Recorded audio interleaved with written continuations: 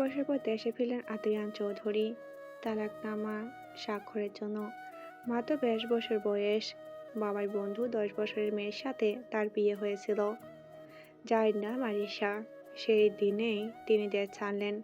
তার কাছে এটা বিবাহ ছিল না, এটা এক লজ্জাজনক প্রহসন। যে সম্পর্কটা তার জীবনের সবচেয়ে বড় অভিশাপ আর নির্বাচনের কারণ ছিল। গভীর রাতে যখন ঢাকা শহরের অভিজাত চৌধুরী ম্যানশনে প্রবেশদ্বারে আদ্রিয়ানের বিশাল বহুল ক্যাবটি থামল, তখন তার চোখে মুখে ছিল না কোনো ক্লান্তি, ছিল কেবল কঠিন জমাটে ঘৃণা। দীর্ঘ 9 বছর বিশ্ব সে নিজেকে এক চরম ক্ষমতাধারী সাম্রাজ্যের অধিপতি হিসেবে প্রতিষ্ঠা করেছেন তিনি। কিন্তু এই বাড়িটার চৌকাঠ পেরোলেই তার মনে পড়ত এক অপ্রাপ্তবয়স্ক বালিকার সাথে জোর করে বেঁধে দেওয়া হয়েছিল শৃঙ্খল। আজ তার ফেরার একমাত্র কারণ সপ্তাহখানেক আগে তার বাবা স্পর্শ আলটিমেটাম। যদি সংসার না করিস তবে মেয়েটাকে মুক্তি দে, তালাক দে। আদিয়ান ঠান্ডা হেসেছিলেন। মুক্তি? তিনি তো এটাই চেয়েছিলেন। এই সম্পর্কটা তাকে আর এক মুহূর্তে বেয়ে বেড়াতে হবে না। তালাক দিয়ে তিনি আবার নিজের তৈরি সাম্রাজ্যে ফিরবেন, সম্পূর্ণ মুক্ত হয়ে। ম্যানশনের ভিতরে প্রবেশ করার সময় তার চোখ পড়ল বাড়ির পেছনের লনে। সেখানে ফোল্ডিং চেয়ারে বসে কেউ একজন মৃদু স্বরে কথা বলছে। লনটা অন্ধকার, শুধু চাঁদের আলোয় আবছা একটা সিলশটে দেখা যাচ্ছে। আদিয়ান সেদিকে তাকালেন। তার মন তখনও তালাকনামার আইনি প্রক্রিয়া নিয়ে ব্যস্ত। হঠাৎ তিনি শুনতে পেলেন একটি মিষ্টি, অনেকটা মোমের মতো গলে যাওয়ার কণ্ঠস্বর। ও বাবু, তুমি কেন এমন করছো? তুমি কি জানো না, তুমি না খেলে আমার কত কষ্ট হয়? আদ্রিয়ান ভুরু কুঁচকে তাকালেন। সে দেখল মেয়েটি একটি ছোট্ট বিড়ালকে ধরে আদর করছে, আর তার খাওয়ার জন্য যেন অতিমাত্রায় করুণা দেখাচ্ছে। বিড়ালটি সম্ভবত খেতে চাইছে না। মেয়েটির কথা বলে ধারণ প্রতিটি শব্দে যেন অতিরিক্ত মিষ্টতা, এক ধরনের নেকা ভাব, যা সাধারণত আদ্রিয়ান তীব্রভাবে অপছন্দ করেন। এই শহরে তার চারপাশে সর্বদা চতুর আর তীক্ষ্ণ বুদ্ধির মানুষজন ঘুরে বেড়ায়, কিন্তু এই মেয়েটির সরল প্রায় আবদারের মতো কণ্ঠস্বর তাকে প্রথমবার কেন যেন এক তীব্র অপ্রতিরোধ আকর্ষণে টেনে নিল। কে ওখানে? মেয়েটি চমকে উঠল। এত রাতে এমন কর্তৃপূর্ণ কণ্ঠ শুনে সে দ্রুত বিড়ালটিকে কোলে নিয়ে চেপে ধরল। চাঁদের আলোয় তার মুখটা দেখা গেল, একটু ফলা গাল, বড় বড় ভূত চোখ, ভয়ে তার ঠোঁট কাঁপছে। কে কে আপনি? আমি আমি আরিশা। সে প্রায় ফিসফিস করে বলল, অনেকটা ছোট বাচ্চাদের মতো।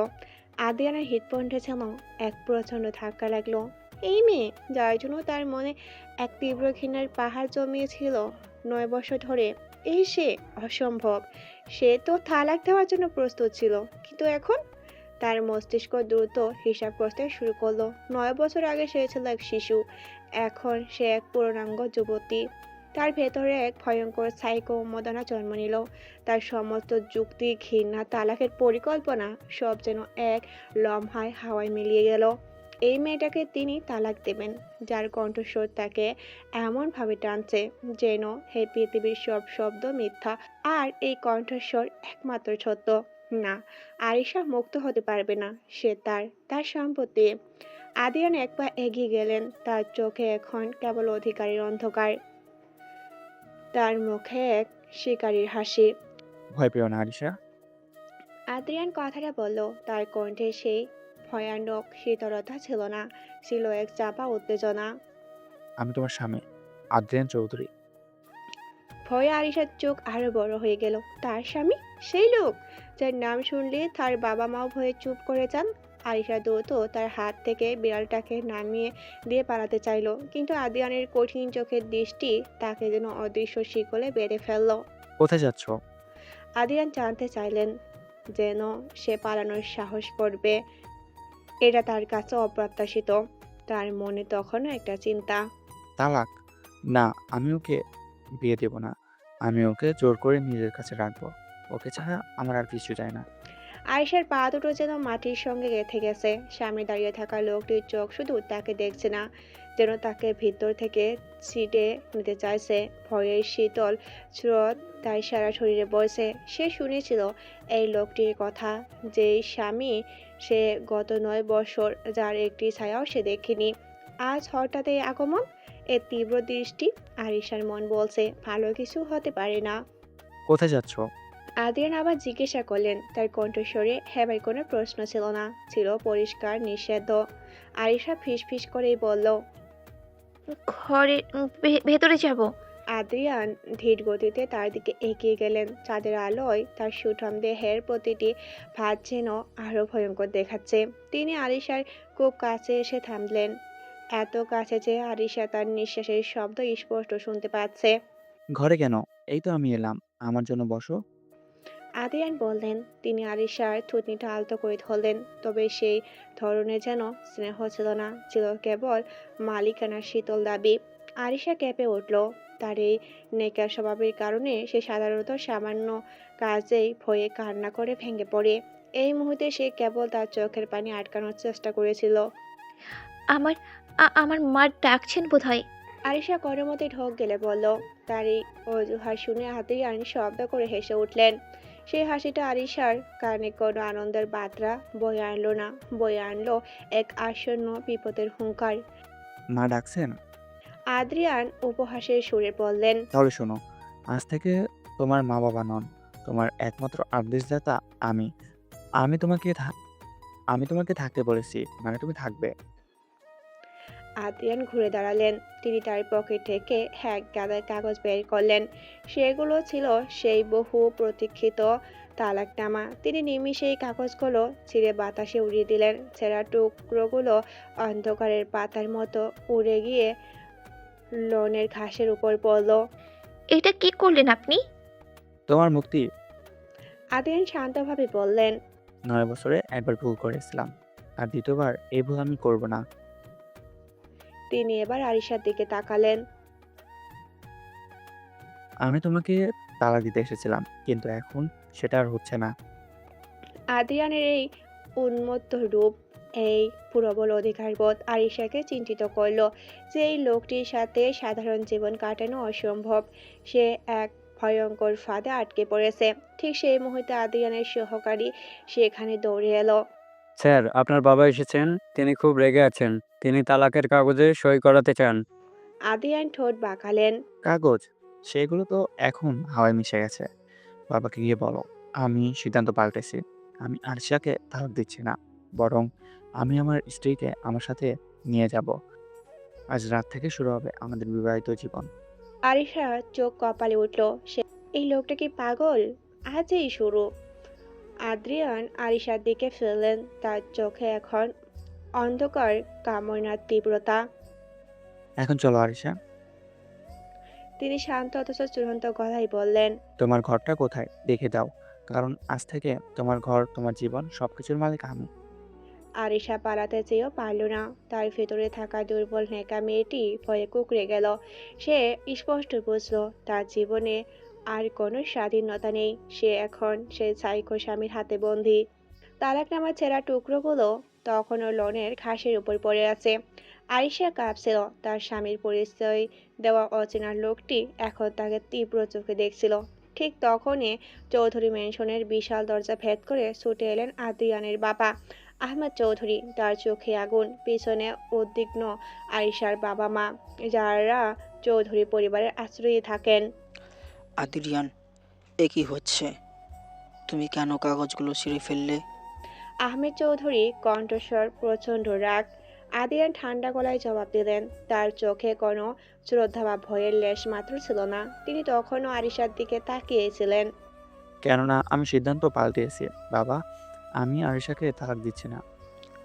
কি বলছিস তুই? বাবা চিৎকার করে উঠলেন। 9 বছর ধরে তুই এই বিয়েটাকে অস্বীকার করেছিস। এখন কি হয়েছে তোর? আরিশার বয়স হয়েছে, তার ভবিষ্যৎ নষ্ট করতে পারিস না তুই। তার বিয়ে অন্য জায়গায় ঠিক করা হয়েছে। আরিশা চমকে তাকালেন। তার বিয়ে? হ্যাঁ, তার বাবা-মা তাকে বলেছিলেন একজন ভালো ছেলের কথা। তো তাকে তার স্বপ্নের মতো সহজ, সাধারণ জীবন দিতে পারবে।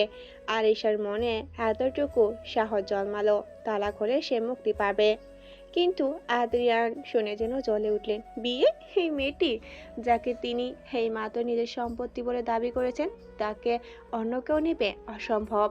আদ্রিয়ান হেসে উঠলেন। সেই হাসি ছিল শীতল, ভয়ঙ্কর, যা পুরো পরিবেশকে বরফের মতো জমাট করে দিল। বিয়ে ঠিক করা হয়েছে? আদিয়ান দুপা এগিয়ে বাবার মুখোমুখি হলেন। তার কণ্ঠস্বর পরিণত হলো এক আদেশপত্রে। তালাকের প্রশ্নই নেই। আমি বলছি এই বিয়েটা টিকে থাকবে। আর আরিশার বিয়ে অন্য কোথাও নয়, আমার সাথে হয়েছে, সেটাই সত্য। আহমদ চৌধুরী হতাশায় ভেঙে পড়লেন। আদ্রিয়ান এবার আরিশার দিকে ফেললেন। তার চোখে তীব্র অধিকার, কোনো যুক্তি সেখানে স্থান পাচ্ছে না। ধ্বংস। আদ্রিয়ান শান্তভাবেই বললেন। আরিশা, তোমার কাছে কি মনে হয় আমি তোমার জীবন ধ্বংস করব? আরিশা ভয়ে কাঁপতে লাগলো। সে জানে এই মুহূর্ত হ্যাঁ বলাটা আরো ভয়ঙ্কর হবে। সে শুধু মাথা নিচু করে রইল। ঠিক সেই মুহূর্তে আরিশার বাবা, যিনি এতদিন ভয়ে নীরব ছিলেন, তিনি পরিস্থিতি সামলাতে দ্রুত এগিয়ে এলেন। তিনি জানেন আদ্রিয়ানের ক্রোধ মানে তাদের পরিবারের সর্বনাশ। আরিয়ান বাবা, আরিশার বাবা কাঁপতে কাঁপতে বললেন। তুমি ঠিক বলেছ। আরিশা তোমারই স্ত্রী, তোমার কথাই শেষ কথা। ওই প্রস্তাবটা আমরা বাতিল করে দেব। তুমি যখন আরিশার দায়িত্ব নিচ্ছ। আরিশার মায়ের চোখে জল, কিন্তু তিনিও মাথা নেড়ে সায় দিলেন। আদ্রিয়ান বিজয়ীর হাসি হাসলেন। তার ক্ষমতা জয়ী হয়েছে। খুব ভালো। আদিহান বললেন। তিনি এবার আরিশার দিকে হাত বাড়ালেন। তাহলে চলো আরিশা, আমরা আমাদের দাম্পত্য জীবনের আনুষ্ঠানিকতা শুরু করি। আরিশা তার বাবা মায়ের বিশ্বাসঘাতকতা এবং আদিয়ানের ক্ষমতার কাছে আত্মসমর্পণের দৃশ্য দেখল। তার চোখে সেই অসহায়ত্ব এবং ভয় ছাড়া আর কিছুই ছিল না। সে পালাতে চেয়েছিল, কিন্তু তার পা দুটো যেন এই প্রথম আদিয়ানের ইচ্ছার কাছে মাথা নত করলো। আদিয়ান কারো অনুমতি না নিয়েই আরিশার হাতটা শক্ত করে নিজের হাতের মুঠোয় তুলে নিল। তার এই স্পর্শে আরিশা চমকে উঠল। বাবা, আদ্রিয়ান বলেন, তার দৃষ্টি তখনও আরিশার দিকে নিবদ্ধ। আজ থেকে আরিশা আমার সাথে থাকবে। কাল সকাল যেন কেউ আমাদের বিরক্ত না করে। এরপর তিনি আর কোনো কথাই বললেন না। আরিশাকে টেনে মেনশনের ভিতরে নিজেদের শয়নকক্ষের দিকে নিয়ে যেতে লাগলেন। আদ্রিয়ান প্রায় টেনে নিয়ে গেলেন আরিশাকে। বিশাল করিডোর পেরিয়ে পেরিয়ে তারা এসে দাঁড়ালেন আরিশার ঘরের দরজার সামনে। আরিশার ঘরটি ছিল হালকা গোলাপি আর সাদা রঙের, অনেকটা ছোট মেয়েদের পড়ার ঘরের মতো। তার সহজ সরল জীবনের প্রতিচ্ছবি। আদ্রিয়ান দরজার দিকে তাকালেন, তার ঠোঁটে বাঁকা হাসি। ঠিক আছে আরিশা, আদ্রিয়ান বললেন। তোমার ঘরটা দেখাও। আরিশা দরজা খুলো। ঘরটি ছিল উষ্ণ, নরম আলোয় ঢাকা। ঘর জুড়ে আরিশার ব্যবহৃত ছোটখাটো জিনিসপত্র ছড়ানো। একটি টেডি বিয়ার টেবিলে রাখা, রং পেন্সিলের বক্স। আদিয়ানের শীতল চোখ পুরো ঘরটি জরিপ করলো। তাই মনে হলো 9 বছরের এই ঘর, এই মেয়েটিকে ছাড়া সে যে সময় কাটিয়েছে তার প্রতিশোধ তিনি এক্ষুনি নেবেন। এই ঘরটা তোমার, আদ্রিয়ান বললেন। আর এই ঘরের সবকিছুই মতোই তুমি এখন আমার। আরিশা কাঁপতে কাঁপতে বিছানা থেকে দূরে সরে গেল। আমি আমি মেঝেতে ঘুমাবো। সে ফিস ফিস করেই বলে উঠল। হাদিয়ান তার দিকে এক পা এগিয়ে গেল। কেন? আমি আপনাকে ভয় পাই। আরিশা সরলভাবে বলল। তার এই অপকট নেকা জবাব আদিয়ানকে স্তব্ধ করে দিল না, বরং তার সাইকো উন্মাদনাকে আরো উস্কে দিল। ভয়, সেটাই তো সে চেয়েছিল। এই ভয় তার অধিকার। আদিয়ানের কাছে এসে দেওয়ালের সাথে আরিশাকে এমনভাবে চেপে ধরলেন যেন সে আর 1 ইঞ্চিও নড়তে না পারে। তার কণ্ঠস্বর পরিণত হলো এক গভীর চাপা গর্জনে। ভালো কথা। তুমি আমায় ভয় পাও, সেটা তোমার মনে থাকুক। কারণ ভয়টাই হলো আমাদের সম্পর্কের ভিত্তি। এই ভয় তোমার ভালোবাসার অভাব পূরণ করবে। তবে মনে রেখো আরিশা, এই বিছানাটা আমাদের দুজনের। তুমি মেঝেতে শোবে না, তুমি আজ আমার পাশেই শোবে। তিনি আরিশার দিকে আরো ঝুঁকে এলেন। তার তীব্র নিঃশ্বাস আরিশার কানে এসে পড়ল। আর হ্যাঁ, আদ্রিয়ান ফিসফিস করে বললেন। তোমার সেই বিড়াল ছানাটির নাম কি? আরিশা ভয় ও লজ্জায় চোখ বন্ধ করে ফেলল। বাবু। ঠিক আছে, বাবুকে বিদায় দাও। আদ্রিয়ান বললেন। আজ রাত থেকে তোমার বাবু আমি। হেই বলে তিনি নিজের ঠোঁট আরিশার কপালে নামিয়ে আনলেন। সেই চুম্বন ছিল না কোনো প্রেমিকের স্পর্শ, ছিল এক ক্ষমতাশালী পুরুষের অধিকারে সিলমোহর, যা আরিশার অস্তিত্বকে মুহূর্তে ছিন্ন ভিন্ন করে দিল। মেনশনের করিডোর তখনও আদ্রিয়ানের বাবার আরিশার বাবা মায়ের চাপা উত্তেজনার রেশ ভাসছিল। কিন্তু শয়নকক্ষের দরজা বন্ধ হতেই সেই পৃথিবীর সব শব্দ যেন মুহূর্তেই থেমে গেল। আয়শা তার ঘরটির মাঝখানে থমকে দাঁড়িয়েছিল। কমল আলোয় তার সেই সাদা নেকার স্বভাবের সাজসজ্জা এখন এক অন্ধকার ছিল নাটকের মঞ্চ। আদ্রিয়ান স্বাভাবিকভাবে দরজা বন্ধ করলেন। দরজায় তালা লাগানোর ক্লিক শব্দটা আরিশার কানে যেন তার কপালে আঁকা ভাগ্যর শিরমোহরের শব্দের মতো শোনালো। ভয় পাচ্ছ কেন আরিশা? আদ্রিয়ান জানতে চাইল। তিনি ধীরে ধীরে তার দিকে এগিয়ে এলেন। তার চোখে ছিল তীব্র মনোযোগ। এই মনোযোগে কোনো অনুরাগ ছিল না, কেবল ছিল এক শিকারীর নজর। আরিশা নিজেকে গুটিয়ে নিল। তার চোখে ছলছল করছে। সে কোনো মতো বিড়বিড় করল। আমি আপনাকে ভয় পাই। আদ্রিয়ান এক মুহূর্তে যেন হাসলেন। সেই হাসিটি ছিল তার ভেতরের সাইকোকে প্রকাশ করার মতো। এতদিন ধরে যে মানুষটা তোমার জীবনে ছিল না, হঠাৎ করে সে এসে তোমার ওপর একগুচ্ছ অধিকার খাটাতে শুরু করেছে। এটাই স্বাভাবিক আরিশা। তিনি আরিশার একদম কাছে এসে দাঁড়ালেন। আরিশা ভয়ে চোখ বন্ধ করে ফেললেন। তার মনে হলো যেন এক বিশাল শিকারী বাঘ তার সামনে দাঁড়িয়ে। জানতে চাও 9 বছর কেন ছিলাম না? আদ্রিয়ান ফিসফিস করলেন।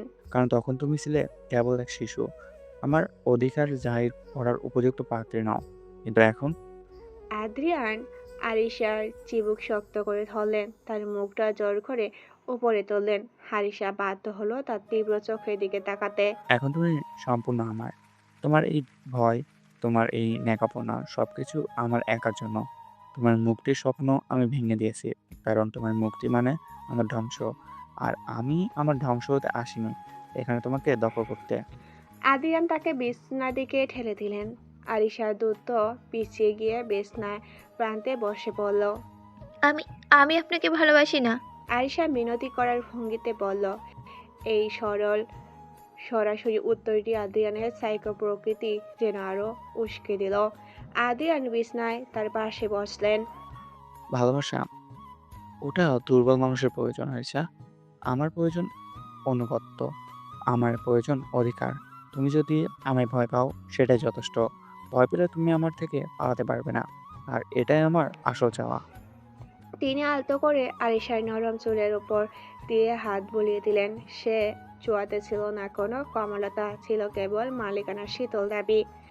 এই ঘরটা তোমার, এই বিছানাটা তোমার, কিন্তু আজ থেকে তোমার শরীর, তোমার নিঃশ্বাস সবকিছুর মালিক শুধু আমি। আর আজ রাতে আমি আমার এই অধিকার প্রতিষ্ঠা করব। এরপরেই মুহূর্তগুলো আরিশার কাছে ছিল কেবল অন্ধকার আর তীব্রতার। আদ্রিয়ান জোর করে তার জীবনের প্রতিটি কণায় তার অধিকারের চিহ্ন এঁকে দিলেন। সেই রাত ছিল না কোনো ভালোবাসার মিলন, ছিল এক ক্ষমতারোধ সাইকো পুরুষের চরম অধিকারের উন্মত্ত প্রকাশ। সেখানে আরিশার ন্যাকাপনা বা ভয় কোনো কিছু তাকে রক্ষা করতে পারল না। পরের প্রথম আলো যখন চৌধুরী ম্যানশনের প্রথম শাসনকক্ষে প্রবেশ করে, তখনই সেই আলো যেন আরিশার ভয়কে আরো প্রকট করে তুলল। সে বিছনায় এক কোণে গুটিয়েছিল। তার চোখে ছিল আতঙ্ক, আর শরীরে ছিল গত রাতের অধিকার প্রতিষ্ঠিত শীতল চিহ্ন। ভয়ের আগে আরিশা যখন ভয়ে জড়সড় হয়ে নিঃশব্দে কাঁদছিল। আরিয়ান পাশে স্থির ঘুমাচ্ছিলেন। তার মুখে ছিল এক গভীর শান্ত তৃপ্তি, যা আরিশাকে আরো বেশি ভয় পাইয়ে দিয়েছিল। এই লোকটি ঘুমের মধ্যে যেন এক প্রবল ক্ষমতা ধরে রেখেছে। সামান্য নড়াচড়ার শব্দে আদ্রিয়ানের চোখ খুলল। শীতল তীব্র সেই দৃষ্টি সরাসরি আরিশার ভিতর চোখে গিয়ে পড়লেন। ভোর হয়ে এলো, ঘুমাতে তো পারলাম না। তিনি ফিস ফিস করে বললেন, তার চোখে এক বিজয়ের হাসি। Good morning Arisha. এখন যাও, তৈরি হও। কারণ আজ থেকে বাইরের পৃথিবী জানবে তুমি শুধু আরিশা নও, তুমি অদ্রিয়ান চৌধুরীর স্ত্রী। তিনি আরিশার হাঁটা টেনে দিয়ে নিজের হাতের মুঠোয় রাখলেন। ভয় পাচ্ছ কেন? তোমার স্বামী তো তোমার পাশে আছে। আতিয়ান বললেন। আরিশা দ্রুত তার হার সরিয়ে নিতে চাইল, কিন্তু পারল না। আমি মুক্তি চাই। আয়েশা ফিসফিস করে বলল। তার নেকার স্বভাবের কারণে কথা বলার সময় তার কণ্ঠস্বর ভেঙে যাচ্ছিল। আদিয়ান তাকে আরো টেনে কাছে নিল। মুক্তি, তুমি কি সত্যি জানো তুমি কি চাচ্ছ? তুমি আমার স্ত্রী আরিশা, আর আমার সাম্রাজ্যে মুক্তির কোনো স্থান নেই। তিনি আরিশার কপালে ঠোঁট ছোঁয়ালেন। সেই ছোঁয়া ছিল দাবি আর নিয়ন্ত্রণের। এরপর আদিয়ান বিছানা ছাড়লেন। তিনি যখন সম্পূর্ণ প্রস্তুত হয়ে ঘর থেকে বের হলেন, তখন তার মুখে ছিল সেই একে অপ্রতিরোধ অহংকার। কিন্তু হল ঘরে পা রাখতেই তিনি দেখলেন বাবা আহমদ চৌধুরী তার অপেক্ষায় ব্রিজের মতো স্থির হয়ে দাঁড়িয়ে আছেন। তুই কি ভেবেছিস আদ্রিয়ান? বাবার কণ্ঠস্বর ক্রোধ কাঁপছেন। 9 বছর আগে পালিয়ে গিয়েছিলি কেন? কেন তখন দায়িত্ব নিসনি?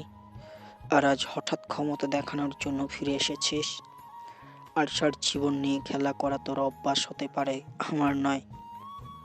আদ্রিয়ান শান্তভাবে কফির কাপ নিলেন। আমি আরিশের সাথে কোনো খেলা করছি না বাবা।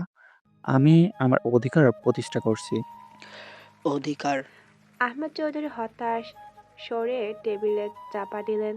আমি তোকে এই মেয়েকে তালাক দিতে বলেছিলাম, কারণ তার বিয়ে তার ভবিষ্যতের জন্য আরো ভালো কারোর সাথে ঠিক করা হয়েছিল। আরিশা আমার বন্ধুর মেয়ে। তোর মতো সাইকো যে 9 বছর পর ফিরে এসে এক রাতের উন্মত্তায় তার জীবনকে বেঁধে ফেললে, তার হাতে আমি আরিশাকে রাখবো না। আহমদ চৌধুরীর চোখে এবার দৃঢ়তা। তিনি আর আদ্রিয়ানের ক্ষমতার কাছে ভয় পাচ্ছে না। আমি স্পষ্ট বলে দিচ্ছি আদ্রিয়ান, কালই আমি আবার তালাকের নোটিশ পাঠাচ্ছি। আমার বন্ধু এবং তার মেয়ের ভবিষ্যৎ আমার দায়িত্ব। তোর মতো ক্ষমতার অহংকারের অন্ধ ছেলের হাতে আমি ওকে তুলে দিতে পারি না। আদ্রিয়ান কফির কাপটি টেবিলে রাখলেন। সেই কাপ থেকে সামান্য কফি ছিটকে পড়ল, কিন্তু আদ্রিয়ানের চোখে এত শান্ত ছিল যে তা আরো ভয়ঙ্কর মনে হচ্ছিল। খুব ভালো কথা বাবা। তোমার এই জেদ আমার পছন্দ হয়েছে। কিন্তু মনে রেখো, আমার অধিকার কেবল কাগজে নয়, আমার রক্তে। আরিশা আমার। তুমি যদি ওকে ডিভোর্স হিসেবেও অন্য কারোর হাতে তুলে দিতে চাও, তবে সেই ব্যক্তি পৃথিবীর যে প্রান্তে থাকুক না কেন, সে আরিশাকে পাওয়ার আগেই হারিয়ে যাবে। আদ্রিয়ান এবার হাসলেন। সেই হাসি ছিল এক স্পষ্ট হুমকি। আমি তোমাকে শেষবারের মতো বলে দিচ্ছি, আরিশা আমার স্ত্রী, আমার সম্পত্তি। তুমি বা আর কেউ যদি আমার স্ত্রীকে অন্য কারোর হাতে তুলে দেওয়ার স্বপ্ন দেখো, তাহলে মনে রেখো, আমি শুধু আরিশাকে ভালোবাসি না, আমার প্রতিশোধও নিতে জানি। আরিশার গায়ে যার ছায়া পড়বে, তাকে আমি রাখবো না। আদ্রিয়ান এরপর ঘুরে দাঁড়ালেন। তার দৃষ্টি এখন কেবল আরিশার ঘর লক্ষ্য করে। তিনি জানেন তার এই হুমকি আরিশার কানেও গিয়ে পৌঁছানো প্রয়োজন। আহমদ চৌধুরী ক্রমাৎ কথাগুলো যখন করিডোর পার হচ্ছিল, তখনও আরিশা শয়নকক্ষের দরজায় দাঁড়িয়ে আছে। তার কান বন্ধ করার ক্ষমতা নেই, তাই প্রতিটি কঠিন বাক্য, সাইকো, ডিভোর্স, অন্য কারো হাতে তুলে দেব, তার হৃদয়ে হাতুড়ির মতো আঘাত করছে। আর আদিয়ানের শেষ কথা, আরিশার গায়ে যার ছায়া পড়বে তাকে আমি রাখবো না। এই বাক্যটি আরিশার মেরুদণ্ড দিয়ে যেন এক শীতল স্রোত বয়ে দিল। সে বুঝলো তার মুক্তির একমাত্র পথটি এখন তার জীবন এবং বাবা মা। তার মুক্তির একমাত্র পথটি এখন তার জীবন এবং তার বাবা মা। এমনকি সে ভালো ছেলেটির জীবনের জন্য বিপজ্জনক হয়ে উঠেছে। আদিয়ান তাকে শুধু দখল করেনি, তাকে অদৃশ্য শিকলে বেঁধে ফেলেছে। হলরুম থেকে আদিয়ানের পায়ের শব্দ শোনা গেল। পৈতৃক কদম। আরিশা দ্রুত বিছনায় এসে শুয়ে পড়ল। চোখ বন্ধ করে ঘুমের ভান করার আপ্রাণ চেষ্টা করলো। আর ভয় এক মুহূর্তের সর্বোচ্চ স্তরে পৌঁছেছে। আদ্রিয়ান ঘরে ঢুকলেন। তিনি সোজা আরিশার কাছে এলেন এবং তার পাশে বসলেন। তিনি দেখলেন আরিশার শরীর থরথর করে কাঁপছে। ঘুমিয়েছো আরিশা? আদ্রিয়ান আলতো করে জিজ্ঞাসা করলেন। আরিশা কোনো জবাব দিলেন না। আদ্রিয়ান নিঃশব্দে হেসে উঠলেন। ঘুমাওনি আমি জানি, তোমার চোখ বন্ধ, কিন্তু তোমার স্পন্দন বলছে তুমি ভয়ে প্রায় মরে যাচ্ছ, আর আমি সেটাই চেয়েছিলাম। তিনি আরিশার কপালের চুলগুলো সরিয়ে দিলেন। সেই স্পর্শ আরিশা আটকে উঠল। বাইরে যে শুনেছো তা বলে যাও। তোমার বাবা-মা, আমার বাবা কিংবা অন্য কেউ, তারা কেউ তোমাকে আমার থেকে কেড়ে নিতে পারবে না। কেউ না। আমার জন্য এখন একমাত্র পৃথিবী সরি, তোমার জন্য এখন একমাত্র পৃথিবী আমি, তুমি আমার স্ত্রী আরিশা। আর আমার স্ত্রী আমার কাছ থেকে পালিয়ে যাওয়ার কথা ভাববে, এই চিন্তাটাও আমার কাছে অসহ্য। আদিয়ান তাকে আরো শক্ত করে জড়িয়ে ধরলেন। আরিশার অবস্থা এখন কেবল এক অসহায় বালিকার মতো। এখন তৈরি হও। এই বাড়িটা এখন আমার বাবার ক্রোধে পূর্ণ। তোমার মতো কোমল হৃদয়ের মানুষের জন্য এই পরিবেশ নয়। আমরা এখনই এই ম্যানশন ছেড়ে চলে যাচ্ছি। আরিশা অবাক হয়ে আদিয়ানের দিকে তাকালো। কোথায়? কোথায় নিয়ে যাব তা তোমার জানার দরকার নেই। আদিয়ান বলল, শুধু জানবে সেটা আমার নিজের সাম্রাজ্য। সেখানে আমার বাবারও কোনো প্রভাব নেই। সেখানে তুমি শুধু আমার চোখের বাঁচবে। প্রায় 1 ঘন্টা পর আরিশা তার হালকা মেলি সালোয়ার কামিজ পরে তৈরি হলো। হাদিয়ান তার লাগেজ গোছানোর কোনো সুযোগই দেয়নি। তার কাছে আরিশার ব্যবহৃত জিনিসের চেয়ে আরিশার উপস্থিতি বেশ মূল্যবান। আহমদ চৌধুরী তখনও হলরুমে বসেছিল, তার চোখ লাল। আদিয়ান যখন আরিশার হাত শক্ত করে ধরে ম্যানসরের দরজা দিয়ে বের হতে যাচ্ছিল, বাবা ক্রোধে ফেটে পড়লেন। দাঁড়া আদ্রিয়ান, তুই ওকে কোথায় নিয়ে যাচ্ছিস? এই মেয়েকে তোর কাছে থাকতে দেব না। আদিয়ান একবারের জন্য থামল না, তার চোখ আরিশার চোখে। ভুল করো না বাবা। আরিশা তোমার বন্ধুর মেয়ে নয়। আরিশা আমার স্ত্রী। আর আমার সম্পত্তি। আমি যেখানে খুশি নিয়ে যেতে পারি। তুমি তাকে তালাক দিতে দিয়েছি। তুমি তাকে তালাক দিতে চেয়েছিলে। চেষ্টা করো। কিন্তু মনে রেখো, তোমার সেই তালাকনামা সই করার আগে আরিশা তোমার নাগালের বাইরে চলে যাবে। এরপর তিনি তার বাবাকে অবাক করে দিয়ে আরিশাকে নিয়ে ম্যানশন থেকে বেরিয়ে গেলেন। বাইরে অপেক্ষায় একটা ব্যক্তিগত হেলিকপ্টার, যা চৌধুরী ম্যানশনের বিশাল মাঠে প্রস্তুত ছিল। আরিশার চোখ কপালে উঠল। এই লোকটি কি সত্যি পাগল? হেলিকপ্টারে করে নিয়ে যাচ্ছে। হেলিকপ্টার ওঠার সময় আদিয়ান আরিশার কানের কাছে ঝুঁকে এলেন। তোমার বাবা তোমাকে মুক্তি দিতে চেয়েছিল। কিন্তু দেখো আরিশা, আমি তোমাকে মুক্ত করিনি। তোমাকে আমার স্বর্ণালী খাঁচায় বন্দি করলাম। এই খাঁচা থেকে তুমি আর কোনোদিন বেরোতে পারবে না। আরিশা ভয়ে কাঁপতে কাঁপতে আকাশের দিকে তাকালেন। নিচের পৃথিবীটা ছোট হতে শুরু করেছে। এই আকার যেন তার মুক্তির আশা নয়, বরং এক নতুন ভয়ঙ্কর নির্বাসনের ঘোষণা। আহমদ চৌধুরী কেবল স্তম্ভিত হয়ে দাঁড়িয়ে রইলেন। আদিয়ান চৌধুরী ব্যক্তিগত বিশালবহুল দুর্গে, যা শহরের আকাশ ছোঁয়া এক টাওয়ারের শীর্ষে অবস্থিত। নিচে থাকা দুনিয়াটা এখন থেকে কেবল বিন্দুর মতো দেখা যায়। আরিশা একটা বিশাল কাঁচা জানলার সামনে দাঁড়িয়ে আছে, তার চোখে ভয় আর অবিশ্বাস। এই স্বর্ণালী খাঁচায় সে বন্দী, আর এই খাঁচার রক্ষক তার সাইকো স্বামী। আদিয়ান তখনও তাকে অপেক্ষা করতেই ব্যস্ত ছিলেন। ল্যাপটপে তার সাম্রাজ্য নিয়ন্ত্রণ ছিলেন, আর এই স্বাভাবিক আচরণ আরিশাকে আরো ভয় পাইয়ে দিয়েছিল। আমার আমার বাবা-মা, আরিশা ফিসফিস করে বলল, তারা ভালো আছেন তো?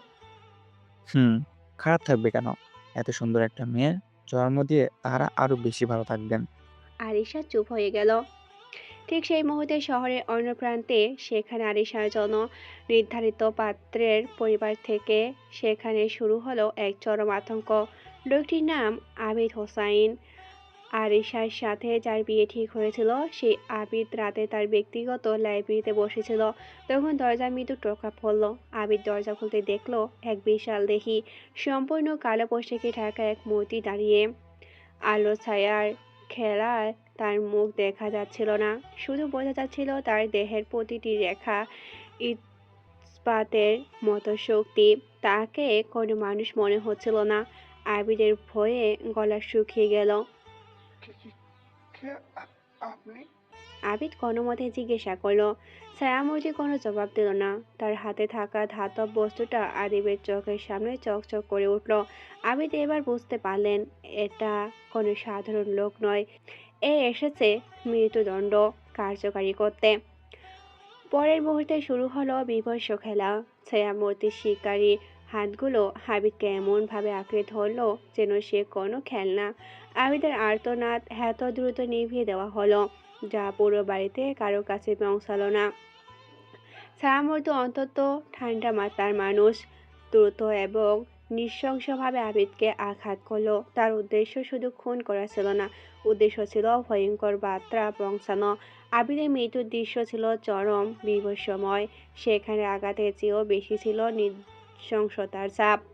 যখন ছায়ামূর্তি চলে গেল, তখন আবিদের লাইব্রেরিতে কেবল রক্ত, আতঙ্ক আর একটি ভাঙা কাঁচের টুকরোই পড়েছিল। ছায়ামূর্তিটি যখন বাইরে বের হলো, তখন তার পোশাকে রক্তে ছিটকে লেগেছিল, কিন্তু তার চোখে কোনো অনুশোচনা ছিল না, ছিল কেবল চূড়ান্ত আদেশ পালনের শীতল তৃপ্তি। তার কাজ শেষ। পরের দিন সকাল, হাদিয়ান আরিশাকে নিয়ে ব্রেকফাস্ট টেবিলে বসেছিলেন। আরিশা ভয়ে চুপচাপ ছিল। সে জানতো এই শান্ত পরিবেশের পিছনে কোনো ভয়ঙ্কর ঝড় আসছে। ঠিক সেই মুহূর্তে আদিয়ানের ফোনে একটি বার্তা এলো। তিনি সেটা দেখল এবং তার ঠোঁটে ফুটে উঠল এক সন্তুষ্টির হাসি, যে হাসি দেখে আরিশার গা শিউরে উঠল। কি হলো? আরিশা ভয়ে ভয়ে জিজ্ঞাসা করল। কিচ্ছু না। আদিয়ান বললেন, কিন্তু আরিশার বিশ্বাস হলো না। তার স্বামী কিছু একটা করেছেন, এটা সে শিওর। ঠিক তখনই খাবার টেবিলের সামনে চলমান টিভিতে হঠাৎ আবিদ হোসেনের খুন হওয়া খবরটা ব্রেকিং নিউজ হিসাবে টিভি স্ক্রলে ভেসে উঠল। তখন আদিয়ান শান্তভাবে ব্রেকফাস্ট করছে আর আরিশা ভয়ে কাঁপছে। ওহ, একটা খুনের খবর। আদ্রিয়ান অন্তত নির্বিকারভাবে বললেন, খুবই দুঃখজনক। কষ্ট লাগলো দেখে। আমার বয়সী ছেলেটা এভাবে মারা গেল। আরিশার মনে হলো যেন মাছের পুত্র শখ। আরিশা তাকে জিজ্ঞাসা করলো। আপনি কি আপনি কি করছেন? আদিয়ান তার দিকে তাকালেন। আমি যা করি তা নিখুঁত হয়। আমার জিনিস নিয়ে ছিনিমিনি খেলার ফল। কিন্তু সেই দিন দুপুর গড়তে আরেকটি ঘটনা ঘটল, যা স্বয়ং আদ্রিয়ান চৌধুরী ঠান্ডা মাথায় বরফের মতো আঘাত হানল। শহরের একটি পরিত্যক্ত থিয়েটার হল, সেখানে খুঁজে পাওয়া গেল দ্বিতীয় মৃতদেহ।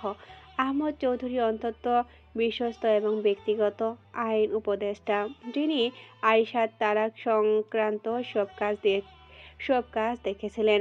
এই খুনটি আগেরটির মতো দ্রুত বা পেশাদার ছিল না। এটি ছিল বিভৎসভাবে শিল্পসম্মত। বিশ্বাস নামে সেই নতুন উন্মাদ খুনি তার শিকারকে নিয়ে যেন এক ভয়ঙ্কর প্রদর্শনী সাজিয়েছে। মৃতদেহটি মঞ্চের মাঝখানে এমনভাবে রাখা ছিল যেন সে কোনো নাটকের প্রধান চরিত্র। বিশ্বাস তার শিকারকে প্রথমে সরাসরি মারে না, সে ধীরে ধীরে অন্তত সূক্ষ্ম যন্ত্রপাতি ব্যবহার করে শিকারের শরীরে এমন সব জায়গায় আঘাত করে যা মারাত্মক নয় কিন্তু অসহ্য যন্ত্রণাদায়ক। এই পদ্ধতি শিকারকে মানসিকভাবে সম্পূর্ণ ভেঙে দেয়। সবচেয়ে ভয়াবহ দিক ছিল পিশাচের সক্ষর সেই শিকারের শরীর থেকে সুনির্দিষ্ট কিছু ত্বক এবং মাংস এমন নিপুণভাবে কেটে নিয়েছিল, যা দেখে মনে হচ্ছিল যেন তার থেকে রক্তের পাপড়ি তৈরি করা হয়েছে। সেই পাপড়িগুলো মঞ্চের চারপাশে ছিটিয়েছিল, যা দূর থেকে দেখলে মনে হবে যেন কোনো ভয়াবহ রক্তিম ফুলের বাগান তৈরি করা হয়েছে। মৃতদেহর মুখে হাসি ফুটিয়ে তোলার জন্য পিশাচ এমনভাবে চিবুক ও পেশি গেঁথেছিল যেন মনে হয় শিকার ভয় পেয়ে নয়, বরং আনন্দের সঙ্গে মারা গেছে। মঞ্চের উপর একটি রক্ত দিয়ে আঁকা প্রতীক, যা ছিল পিশাচের স্বাক্ষর, একটি ভাঙা কাচের মতো।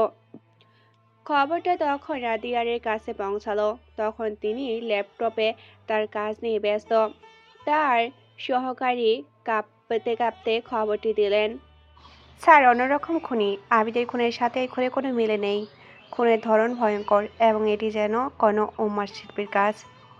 আদিয়ান স্ক্রিনে এসে এই বিভৎস সজ্জা ছবি দেখলেন। আবিদের খুন ছিল তার নির্দেশে, কিন্তু এটি। আদিয়ান চৌধুরী জীবনে প্রথমবার অন্য কারো চরম ক্ষমতা দেখে চমকে উঠল। তার ঠোঁটের হাসি মিলিয়ে গেল। এটা কে? আদিয়ানের কণ্ঠে ক্রোধ নয়, এক অচেনা জিজ্ঞাসা। আমার অনুমতি ছাড়া আমার এলাকায় কে সাহস দেখায় এমন খেলা খেলার? আয়শা তখনও ভয়ে আদিয়ানের পাশে বসেছিল। সে দেখল যে মানুষটা এতক্ষণ নিজেকে সর্ব ভাবছিল, সেও ভয় পাচ্ছে। তার চোখ দেখেই বোঝা যাচ্ছিল আদিয়ান বুঝছেন এবার খেলাটা তার নিজের নিয়ন্ত্রণের বাইরে চলে গেছে। আরিশার দিকে তাকালেন আদ্রিয়ান। তার ফ্যাকাশে মুখ দেখে আদিয়ানের হৃদ অদ্ভুত এক তৃপ্তি ভরে উঠল। আরিশার এই ভয়টাই প্রমাণ করে তাকে রক্ষা করার জন্য আদ্রিয়ানের দরকার কতটা বেশি। আদ্রিয়ান আরিশার সামনে হাড় মরে বসলো। তার সেই তীব্র চোখ আরিশার চোখে নিবদ্ধ হলো। তুমি কি ভাবছো আরিশা? আরিশা কাঁপতে কাঁপতে বলল, বাইরে বাইরে এত ভয়ানক মানুষ আছে। আমাকে যেতে দিন। আমার বাবা মাও হয়তো আরিশা, বিপদে আছেন। আদ্রিয়ান হেসে উঠলেন। যেতে দিব? তুমি কি মনে করো এই উদ্যম বিচারের হাত থেকে তুমি বাবা মার অন্য কেউ তোমাকে রক্ষা করতে পারবে? দেখো আরিশা, আমি খারাপ, আমি মানে, কিন্তু আমি জানি কখন থামতে হয়। আমি জানি আমার অধিকার কোথায় শেষ। তিনি আয়েশার হাত ধরলেন এবং সেই হাতের উপর নিজের গাল আলতো করে রাখলেন। এই দৃশ্যটি অন্য কারো কাছে ভালোবাসে মনে হতে পারে, কিন্তু আরিশা জানে এটা ভালোবাসা নয়, এটা কেবল জেদ। বাইরে এখন কেবল বিশৃঙ্খলা আর মৃত্যু। আদিয়ান ফিস ফিস করে বললেন, আমার এই স্বর্ণালী খাঁচাই তোমার একমাত্র নিরাপদ স্থান। তুমি আমাকে ঘৃণা করতে পারো আরিশা, কিন্তু তুমি আমাকে ছাড়া বাঁচতে পারবে না। আদ্রিয়ানের এই কথাগুলো আরিশার মস্তিষ্কে যেন গেঁথে গেল। সে বুঝতে পারল তার ঘৃণা করার অধিকার আছে, কিন্তু পালানোর অধিকার নেই। আরিশা এবার মাথা নিচু করলো, তার কাঁধ দুটো কেঁপে উঠল। আদিয়ান এই দৃশ্য দেখে তৃপ্ত হলেন, তার স্ত্রী অবশেষে তাকে মেনে নিচ্ছে। আদিয়ান আলতো করে আরিশার গলা জড়িয়ে ধরলেন, তার নিঃশ্বাস আরিশার কানে এসে পৌঁছলেন। তুমি আমার আরিশা, এটা ভুলে যেও না। ঠিক তখনই সেই নিবিড় মুহূর্তে হাতিয়ানের ব্যক্তিগত ব্যক্তিগত আনএক্সপেক্টেড ফোনটি বেজে উঠল। ফোনের বার্তা আইনজীবীর কাছ থেকে জরুরি নোটিশ, বাবা তালাকের প্রক্রিয়া শুরু করেছেন, কাল সকালে কোর্টে তুলব। আদিরের মুখ সেই মুহূর্তে পাথর হয়ে গেল। পিশাচের খুন তাকে রাগায়নি, কিন্তু তার বাবার এই আইনি চ্যালেঞ্জ তাকে উন্মাদ করে তুলেছে। তিনি আরিশাকে তার বাহু থেকে দূরে ঠেলে দিলেন, তার চোখে এখন শীতল প্রতিশোধের আগুন। তিনি ভাবছেন আইন নিয়ে আমার স্ত্রীকে কেড়ে নেওয়া যায়। আদিরান বললেন। তিনি আরিশার হাত শক্ত করে ধরলেন। যাকে আমি নিজের হাতে দখল করেছি তাকে আইনের কাগজ দিয়ে ছিনে নেওয়া অসম্ভব। তোমাকে আমার থেকে দূরে নিয়ে যাওয়ার সাহস দেখানোর জন্য আমার বাবা চরম মূল্য দেবেন। আদিয়ান ফোন হাতে নিল। আদিয়ান ফোন হাতে নিল। তার চোখে একটা উন্মত্ত যে তার প্রতিশোধের সংমিশ্রণ। আরিশা কাঁপতে কাঁপতে তার দিকে তাকিয়ে আছে। বাবা ভাবছে আমি তার মতো নিয়ম মেনে চলবো। আদিয়ান হাসলেন। সেই হাসি তার সুন্দর মুখটি আরো ভয়ঙ্কর করে তুলছে। তিনি ভুলে গেছেন আমি হলাম সেই মানুষ যে নিজের আইন নিজে তৈরি করি। তিনি আরিশার কাজ চেপে ধরল। শোনো আরিশা, কাল কোর্টে তোমাকে আমার পাশে থাকতে হবে। সবাই দেখুক আমি তোমার ইচ্ছার বিরুদ্ধে কিছু করছি না। যদি যদি আমি বলি যে আমি তালাক চাই? আরিশা সাহস করে জিজ্ঞাসা করে, তার চোখে মুক্তির শেষ আশা। বলো, তবে মনে রেখো তোমার মুক্তির প্রতিটা শব্দ তোমার বাবা মায়ের জন্য এক একটি বিপদ ডেকে আনবে। আর আদিপ, সে তো শুধু একটা উদাহরণ ছিল। তোমার মুক্তির মূল্য দেবে তারা। আরিশা এবার মুখ নিচু করলো। ব্ল্যাকমেল? তার স্বামী তাকে ব্ল্যাকমেল করছে। তার মুক্তির চিন্তার মুহূর্তে তার মন থেকে মুছে গেল। সে মাথা নেড়ে সম্মতি জানালো। আদ্রিয়ান সন্তুষ্টিতে আরিশার চিবুক ধরলো আর বলল, এই তো তোমার বাধ্য স্ত্রী। আরিশা, তুমি জানো না তোমার এই ভয় আর অনুগত্য আমাকে কতটা তৃপ্তি দেয়। পরদিন সকালে ঢাকা কোর্টের করিডোরে লোক লোকারণ্য। আশেপাশের ভিড় করা মিডিয়া, সাংবাদিক এবং আইনি ব্যক্তিবর্গ। কারণ আজ চৌধুরী ম্যানশনে মালিকানাধীন পারিবারিক কলহ নিয়ে মামলা। আদিয়ান চৌধুরী কোর্টরুমে প্রবেশ করলো। পাশে আরিশা। আরিশার মুখ ফ্যাকাশে, কিন্তু তার মাথা নিচু এবং হাত আদ্রিয়ানের মুঠোয় শক্ত করে ধরা। আদ্রিয়ান কালা রুচিশীল সুট পড়েছে, যা তার ভেতরের কঠিন কৃতত্বকে আরো বাড়িয়ে তুলছে। আহমদ চৌধুরী এবং তার নতুন আইনজীবী কনায় বসেছে। আবিদের খুন এবং তাদের আইনজীবীর বিভৎস পরিণতির পর আহমদ চৌধুরীর ভয় পেয়েছেন, কিন্তু তার জেদ আরও বেড়ে গেছেন। তিনি জানেন আরিশাকে এই সাইকো স্বামীর হাত থেকে বাঁচানোর তার দায়িত্ব। বিচারক আসন গ্রহণ করার পর মামলা শুরু হলো। আহমেদ চৌধুরী আইনজীবী, যিনি বেশ ভীত ছিলেন, কাঁপতে কাঁপতে বললেন, মাননীয় আদালত, আমার মক্কেল আহমেদ চৌধুরী তার পুত্রের 9 বছরের অনুপস্থিতি এবং স্ত্রীকে অস্বীকার করার কারণে এই বিয়েকে অকার্যকর ঘোষণা করে তালাকের আবেদন করেছেন। বিচারক আদিয়ানের দিকে তাকালেন। আদ্রিয়ান চৌধুরী, আপনার বক্তব্য? আদিয়ান উঠে দাঁড়ালেন। তার কণ্ঠস্বর কোর্টরুমের নীরবতা ভেদ করে ভেসে এলো। মাননীয় আদালত, আমি আমার স্ত্রীর সাথে থাকতে চাই। আমার অনুপস্থিতি পারিবারিক কারণে ছিল, আর আমার স্ত্রী, সেও আমাকে ছাড়া থাকতে চায় না। আদিয়ান আরিশার দিকে তাকালেন। আরিসা ইসলাম, আপনি কি তালাক চান? আরিশার দিকে সবার চোখ। তার হৃৎপিণ্ড দ্রুত ধুকপুক ধুকপুক করছে। এই মুহূর্তে না মানে তার বাবা মায়ের চরম বিপদ। বিচারক আরিশার দিকে সরাসরি তাকালেন। এই মামলা স্থগিত। আরিসাকে মানসিক পরীক্ষার নির্দেশ দিচ্ছি। আরিশার হাত কাঁপছে। সে নিঃশ্বাস আটকে আছে। আদিয়ানের হাতের চাপে তার হাত আরো শক্ত হলো। আদিয়ান তাকে সতর্ক করলো, এক শব্দ ভুল হলে চরম মূল্য দিতে হবে। আরিশা প্রায় ফিস ফিস করে বলল। না মাননীয় বিচারক। হলরুমে চাপা গুঞ্জন উঠল। আহমদ চৌধুরীর মুখ ফ্যাকাশে হয়ে গেল। তার চোখে যেন আগুন। আহমদ চৌধুরী চিৎকার করে উঠল, মিথ্যা। আদিয়ান সঙ্গে সঙ্গে তার বাবার দিকে ফিরলেন। তার চোখে এক ভয়ঙ্কর বিজয়ের হাসি। আমার স্ত্রী কেন অন্য কারোর সাথে বিয়ে করবে বাবা? আদিয়ান শান্তভাবে বলল। বিচারক পরিস্থিতি নিয়ন্ত্রণে আনতে হাতুড়ি পেটালেন। আপনি যে পরিবেশে আপনার স্ত্রীকে রেখেছেন তাতে তার মানসিক অবস্থা স্বাভাবিক নয়। আমরা এই মামলা স্থগিত রাখছি এবং আরিশা ইসলামের মানসিকতা পরীক্ষার নির্দেশনা দিচ্ছি। আদালত নিশ্চিত না হওয়া পর্যন্ত আপনি আপনার স্ত্রীকে নিয়ে থাকতে পারবেন, কিন্তু তাকে কোনোভাবে মানসিক বা শারীরিকভাবে হেনস্থা করতে পারবেন না, বিচারক বললেন। আদিয়ান হাসলেন। তার কাছে এটাই যথেষ্ট। কোর্টরুম থেকে বেরোনোর পথে আহমেদ চৌধুরী ক্ষোভে ফেটে পড়লেন। তিনি আদিয়ানের পথ আটকালেন। তুই একটা পিচাস। আদিয়ান বাবার কাছে এগিয়ে এলেন। তিনি শান্তভাবে তার বাবার পকেটে একটা ছোট্ট মেটাল কার্ড গুঁজে দিয়ে চলে গেল। তার বাবা পকেটে হাত দিয়ে কার্ডটা দেখলেন। সেটা ছিল শহরের অন্যতম কুখ্যাত সাইকো খুনি পিশাচের একটি সাক্ষাৎ। আদিয়ান আরিশার হাত আরো শক্ত করে ধরে দ্রুত করিডোর ধরে হাঁটছিল। আরিশার পা প্রায় ছুটে চলার ভঙ্গিতে তার গতির সঙ্গে তাল মেলাচ্ছে। আদিয়ান ফিস ফিস করে বলে, মুক্তি, ওটা কেবল শব্দ। আরিশা কোনো জবাব দেয় না। তার চোখ ছলছল করছে। সে বুঝতে পারে কোর্টরুমের এই নাটক তার মুক্তির দরজা চিরতরে বন্ধ করে দিয়েছে। আদিয়ানের বিলাসবহুল ক্যাপটি ঢাকা কোর্ট এলাকা থেকে ধীর গতিতে বেরিয়ে আসে। গাড়ির কাজ কালো হওয়ায় ভিতরের দৃশ্য বাইরের মিডিয়ার চোখ এড়িয়ে যায়। আদিয়ান আরিশার হাত তখনও শক্ত করে ধরে রাখে। আরিশার শরীর নিস্তেজ, তার মাথা গাড়ির সাথে হেলানো। আদিয়ান তার দিকে তাকালো। ভীষণ ক্লান্ত। আরিশা ধীরে ধীরে মাথা নাড়ে। ক্লান্ত তো হবেই, আদিয়ান শান্তভাবে বলে। এত বড় একটা মিথ্যা কথা বলার ধকল কম নয়। তবে তোমার অভিনয় দারুণ ছিল আরিশা, একদম নিখুঁত। আরিশা চোখ বন্ধ করে আছে। তার এই নীরবতা আদিয়ানকে আরো উৎসাহিত দেয়। তিনি আরিশার হাতের উপর নিজের ঠোঁট ছোঁয়ান, যা আরিশার কাছে ভালোবাসার চুম্বন নয়, বরং কোর্টের সিদ্ধান্তর পর আঁকা অধিকারের নতুন শিলমোহরের মতো মনে হচ্ছে। বাবার চোখের আগুন দেখলো আদ্রিয়ান। হাসে। উনি ভাবছেন আইন দিয়ে আদ্রিয়ানকে হারানো যায়, কিন্তু জানেন না যখন আদ্রিয়ান হারবে তখন সেই পুরো সিস্টেম নিয়ে হারবে। আদ্রিয়ান হাসে। আদ্রিয়ান তার ফোন বের করে। তোমার বাবা মাকে নিয়ে চিন্তা করো না, যতক্ষণ তুমি আমার কথা শুনবে তারা নিরাপদ।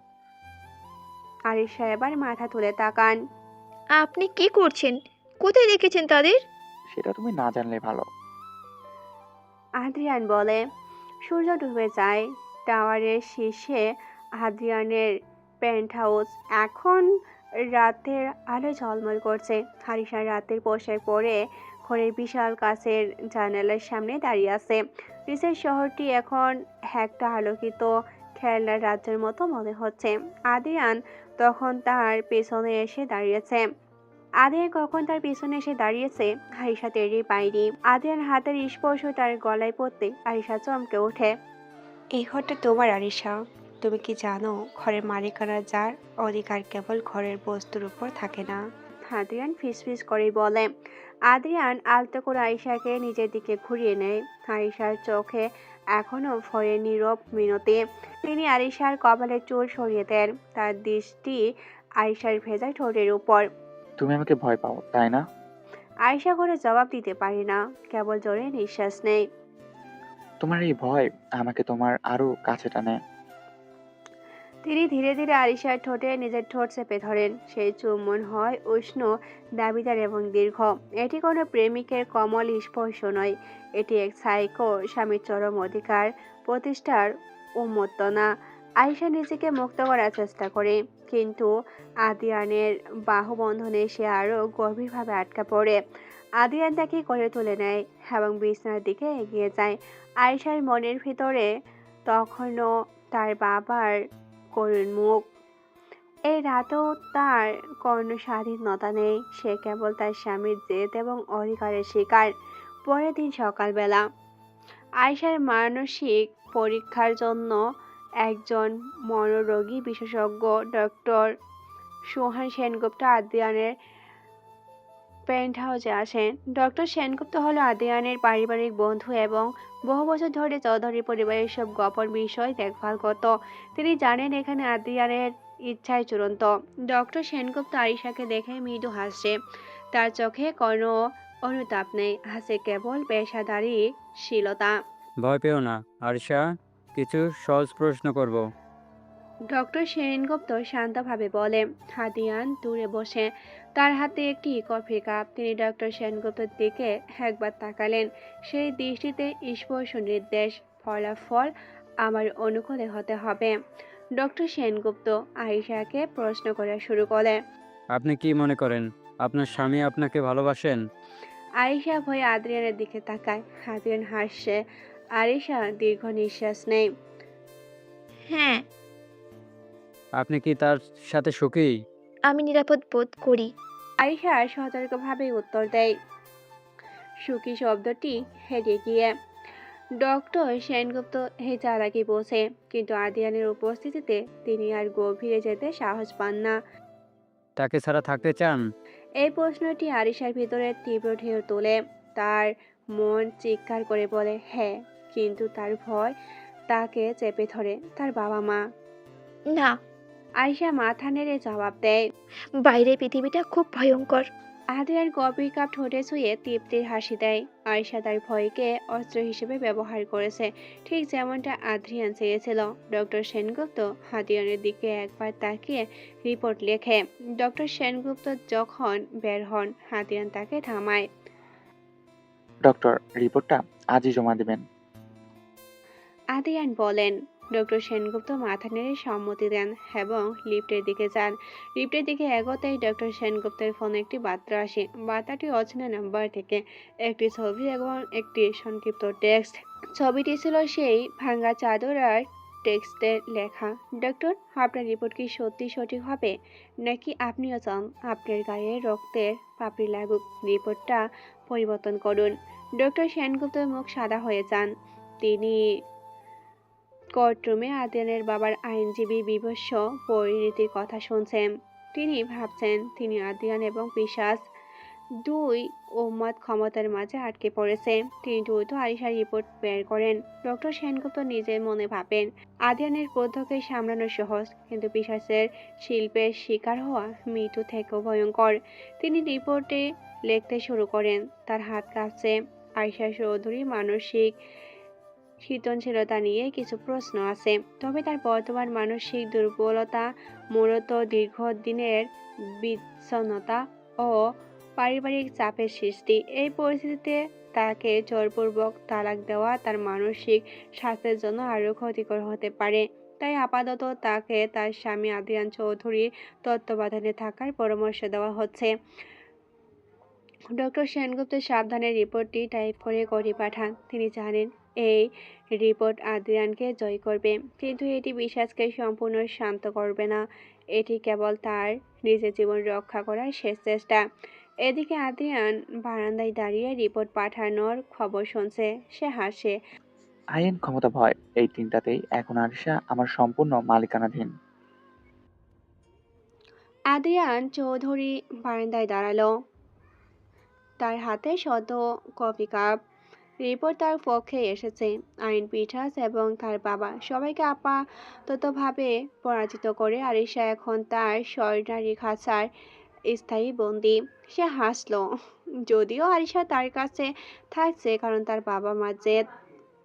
তার বাবা যদি ভালোভাবে বলতো তাহলে সে আরিশাকে তালাক দিয়ে দিত, কিন্তু আহমেদ চৌধুরী মনে করেন আরিশার আদ্রিয়ানা থেকে ভালো ছেলে তার প্রাপ্য। হাদির মনে মনে হাসলো, তার থেকে ভালো ছেলে? এটাও সম্ভব? এখন থেকে আরিশা তার কাছেই থাকবে, আর যখন ইচ্ছা হবে তখন সে ছেড়ে দেবে। তাকে কেউ ছাড়তে পারে না, সে কারো অপশন হতে পারে না। সে জিতে গেছে তার বাবার কাছে, এটা ভেবেই বাঁকা হাসলো। হঠাৎ আদ্রিয়ানের মনে হলো সে কি অন্যায় করেছে আরিশার সাথে। আদ্রিয়ান তার মনকে বুঝলো, সেই অধিকারবোধ কেবলই প্রতিশোধ, শৈশবের সেই জোরপূর্বক বিয়ের লজ্জা এবং অপমানের প্রতিশোধ। কিন্তু তার ভেতরে একটি অংশ জানে এই উন্মত্তনা প্রতিশোধের চেয়েও গভীর কিছু, কিন্তু সেটা সে গর্বের সাথে অস্বীকার করছে। হঠাৎ করে কেন জানি আরিশার জন্য অস্থির লাগছে।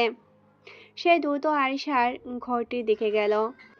তার মনে হলো এই মেয়েটির ভিতর কিছু একটা আছে যা 9 বছর ধরে চাপা ছিল। আরিশা তখনও ঘুমাচ্ছে। আদ্রিয়ান আরিশার ছোট্ট মেয়েলি ঘরটি জরিপ করলো। গোলাপি আর সাদার মিশ্রণে সাজানো ঘরটি, একটি কিশোরীর সরলতা এখনো লেগে আছে। তার চোখ গেল টেবিলের উপর রাখা পুরনো একটি ডায়েরির দিকে। আরিশার প্রিয় টেডি বিয়ারটি ডায়েরিটির ওপর হালতো করে শুয়ে রাখা। ডায়েরি আরিশার সাথে ডায়েরি আনছে। ডায়েরি আরিশার সাথে ডায়েরি আনছি? কই, আদ্রিয়ান তো সেটা খেয়াল করিনি। যদি না করাটাও স্বাভাবিক, কারণ সেই সময় আদ্রিয়ানের পুরো মনোযোগ তার বাবার জেদকে হারানোর ওপর ছিল। আদ্রিয়ান দ্রুত ডায়েরিটি তুলে দিল। তার চোখে সন্দেহ। কি এমন আছে যে কিছু সাথে আনেনি কিন্তু ডায়েরিটা আনছে, নাকি আরও কিছু সাথে আনছে? এইসব ভাবতে ভাবতে আদ্রিয়ান ডায়েরিটা খুলতে গেল। ডায়েরিটি ছিল একটি সাধারণ তালা দেওয়া ডায়েরি। তালাটি খুব সাধারণ। আদ্রিয়ানের মতো মানুষের কাছে তা ভাঙা কোনো ব্যাপারে না। সে সামান্য চাপ প্রয়োগ করে তালাটি ভেঙে ডায়েরির পাতা উল্টাতে শুরু করলো। প্রথমে পাতাগুলো ছিল সাধারণ, স্কুলের কথা, খেলার কথা, কিন্তু তিনি যখন 9 বছর আগের তারিখগুলোর দিকে গেল তখন তার হাত থেমে গেল। বিয়ে তারিখের পরের একটি পাতা, সেখানে ছোট্ট কাপা কাপা অক্ষরে লেখা, আমি আজ থেকে বিবাহিত। উনি আমার স্বামী। আমি শুধু ওনার নাম জানি, আদ্রিয়ান। উনি আমার চেয়ে অনেক বড়। আমি জানি না কেন বাবা মা আমাকে ওনার সাথে বিয়ে দিল। উনি আমাকে দেখেননি, উনি রাগ করেছেন, উনি দেশ ছেড়ে চলে গেছেন। আমার খুব ভয় করছে। এই বিয়েটা আমার কাছে খেলা না, কিন্তু উনি রাগ করলেন কেন?